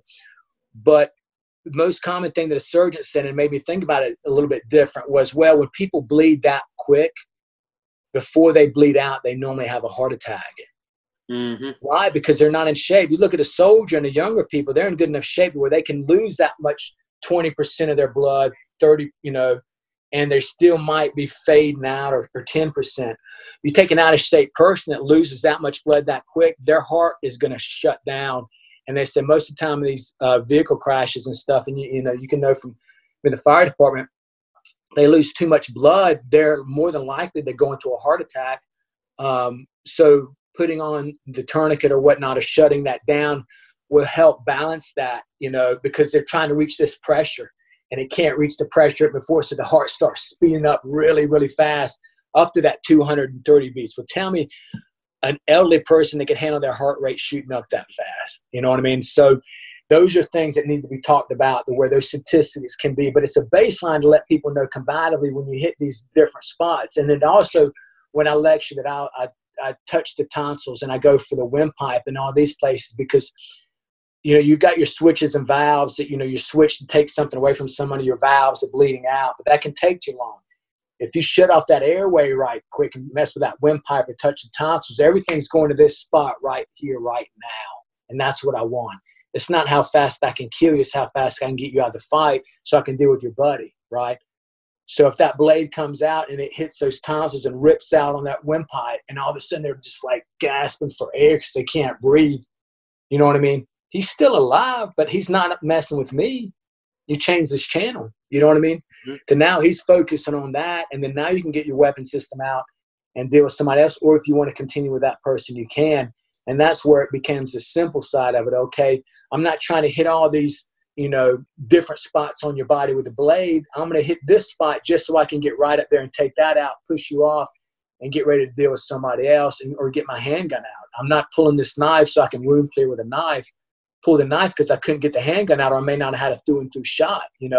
I didn't want to hit my support element or innocent in the room. So then it came out. I may have been grabbed in a spot where I can't get my gun out. I pin that I'm over an object. The blade comes out. You stir the pot, push them off, and engage the other person that's coming, and then maybe back to them. And that's simple. That works. I've gotten testimony from guys saying, "Hey, that worked and that saved my life," and that carries a lot. With what we do and why I adjust the knife to be the way that it is. It's not a dueling knife. That's when I want like I said, a sword. Give me a bigger knife. But if you understand that majority only have 3 or 4 good videos out of 200 and some that have 2 guys dueling with a knife, and they're both wanting to be there. You know what I mean? Yeah. But not to say that you may have to deal with multiple people, but you got to go with the statistics and what you have and what other tools you have inside of that. So it's about keeping it concealed, getting it out. No need for them to even know you have it until it goes in them. Because then they're going to adjust their game plan. Unless you're just trying to scare somebody. Are you guys still teaching in the military the sentry removal stuff, or? Well, not so much based on the way it is now. If it needs to be, it will. But with the way the world's been done, it's done now. There's so many ways that they'll do that with suppressors and things like that. That it's not really been on the forefront of a baseline, as it has before. But I discuss it, in quick little lectures, on how to really do it. It's not the, across the neck here. It's stabbing in the side and pushing forward to take all this out. But, and I know that's the way some of the older guys teach it and understand why you want a good point on a knife. And it's about pulling all this forward here, and that's kind of when I go in with the dagger here, touch the Thompsons, and then I may knee strike or rip forward to take it out more in the front that way. But one of the guys that I work with the Air Marshals, he's in the Ranger Hall of Fame. His name is Pat Tadina. He's a little bitty Hawaiian guy. He's of Filipino descent. And he had hundreds of kills, with a knife. He was in Vietnam, and he was with an elite unit, and he was with us there. Wouldn't tell any stories. I could barely ever get anything out of him, but he would do the lecture to the Air Marshals on the edge weapon, and he would have this 1,000-yard stare, and he'd start talking about, hey, if you do get cut, don't even look at it. You know what I mean? Because by the time you look down and assess your wound, it's if I stab a guy and he looks at it, he's done. You know what I mean? And what he meant to say is, you look down to see your guts hanging out, you're gonna be thinking about managing your guts and what's coming next. You know what I mean? But he would talk about, that with, ways going into the neck and ways to do stuff, because he's really done it, and some of the myths and some of the stuff. And I remember there was a guy that they brought in, and he wasn't there for that long because they were rotating combative guys in at that time. 9/11 hit. January after that 9/11, 2 months later, I was in Artesia, Mexico, and they were revamping what we were doing. And they were bringing in guys like me, and majority of the guys got told to leave after a week. Like, this guy doesn't have anything to offer, or we're. But one of the guys was showing some fancy blade stuff, and he was doing all this and cutting a leg and moving behind him. And I was sitting next to Pat, he's 140 pounds, and he's like, this time he's like 60 years old, 65. And I could tell by his, his nonverbal communication, right, that he wasn't digging what was going on, because he wouldn't even look. He would look up at it, and he'd just put his head down. And then he'd look back, and he'd just put his head down. So I was like, hey, Pat, what do you think about that? And he just kind of looked at this saying, I'm like, what do you think? Is that a good? Because I'm trying to learn, I'm like, I knew he was a real world guy. He never had really any formal training, but I was like, is he not liking it? I couldn't really read what the situation was. And he looks at me and he goes, he needs to quit screwing around and put the fucking steel in him. And I'm like, whoa, what the fuck, Pat? And he just turned his head like that. And he was just pissed, but he wouldn't say anything because that was just the way he was. He's just a real, and if you look at Pat Tadina, the Ranger Hall of Fame, you know, he'll pop up. But he didn't like any of the fancy stuff. He's like, hey man, you got to get in there and get it done. And that stuff's going to get somebody killed, you know. And so that's what we kind of have to work with is, you know, are you doing these movements for fun and stuff? Then that's fine. You know, if you want to train a certain way with tools and do whatever, that's fine. If you want to do katas, I have nothing wrong with the kata. Whatever you want to do, that's fine. But as long as you know what you need to disregard and do when you really have to do it, then you're good. You know, just don't fool other people. You know, don't trick other people into thinking they're going to be good, and next thing you know, you're going to get somebody killed doing a technique a certain way. But you know, it was interesting. Those were, and then some of the people I've been able to, you know, I've been blessed to be able to work with some of the guys that I'm still able to work with now and keep my finger on the pulse of reality and have this constant dose of reality, you know, on stuff and work with people that don't pull any punches and tell you what they think. And then you can kind of figure it out from there. You know what I mean? You know, it really helps me shape what we do, you know. That's exactly why I had you on, man, is, you know, you can come here and spit at us like, oh yeah, I know this guy and he did this worked.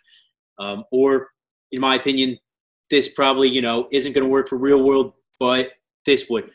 This is the type of stuff that's so valuable. And I want to just say, man, thank you so much for coming on. It's been a freaking treat to talk to you, dude.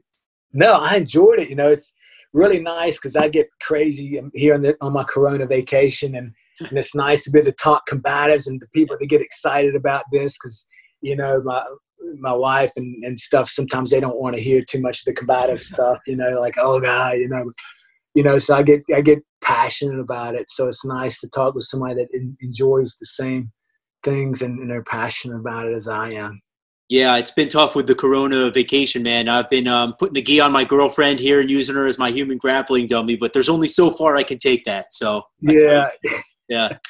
Well, Greg, I want to say once again, man, thanks for coming on. It's been really cool. So this is normally the time where I'd say, you know, hey, tell us where guys can come train with you and get in touch, but that's really irrelevant right now unless you're a special operations guy. So well, check out, you can check out some of the equipment that I have, and then they can check out S.O.C.P every once in a while, the socp.info website, and they can see some of the videos I'll post for the guys. And then I just started this new thing came out called Instagram, and I got us so they can check us out on that. I don't really have much up right now, but I'm gonna start putting a few more things out, you know, just because it's fun and sharing a few techniques here and there, just in a light way to kind of you know, little gravy stuff on there in a couple months or so. Just because I want to share a little bit, and that way I'm not really doing courses or charge anybody. I'm just going to share some perspectives to help guide, you know, people and give them a different perspective of looking at things. How do guys get in touch with you on Instagram? Or how do guys find you on Instagram? What's the handle there? It's S.O.C.P Solutions. S.O.C.P Solutions is, yeah, right now only I think we just stuck a couple pictures up there of stuff, but eventually I'm going to, you know, throw some techniques. I may do a class and let somebody shoot something without, you know, showing anybody's who should be seen in there, and just have fun with it, you know. Cool. You know, maybe show some crazy chokes with, you know, 550 quarter lanyards, or just some, you know, just some wild stuff that I like. Just, you know, might be a little bit off topic, but, you know, it's a little more specific training, but just stuff I like to do. I might just throw in there. Anything you could throw our general direction as civilians, man, would always be greatly appreciated. So, hey, it's been a freaking pleasure, dude. My pleasure, brother. Keep in touch. Let me know if you need anything. And, if there's any questions on any of this stuff, or you guys hit you up, you know, reach out. I can, you know, text me or something. If there's some important follow-up questions or something, you know, they can reach out to you, and you can reach out to me, and, you know. Yeah. if you guys have any questions, feel free to get in touch. The Gutter Fighting Secrets at Gmail. That's the best way, or throw them down in the comments below. And anything that's really, pressing, I will definitely go ahead, get in touch with Greg, and see if he can get back to you. So guys, please remember, until next time, that you are your first and last line of defense. Don't joke around about that. There's some serious times we live in right now. And I will catch you on the next Tactical Podcast. Cheers, Mother Flowers. Peace. Thanks.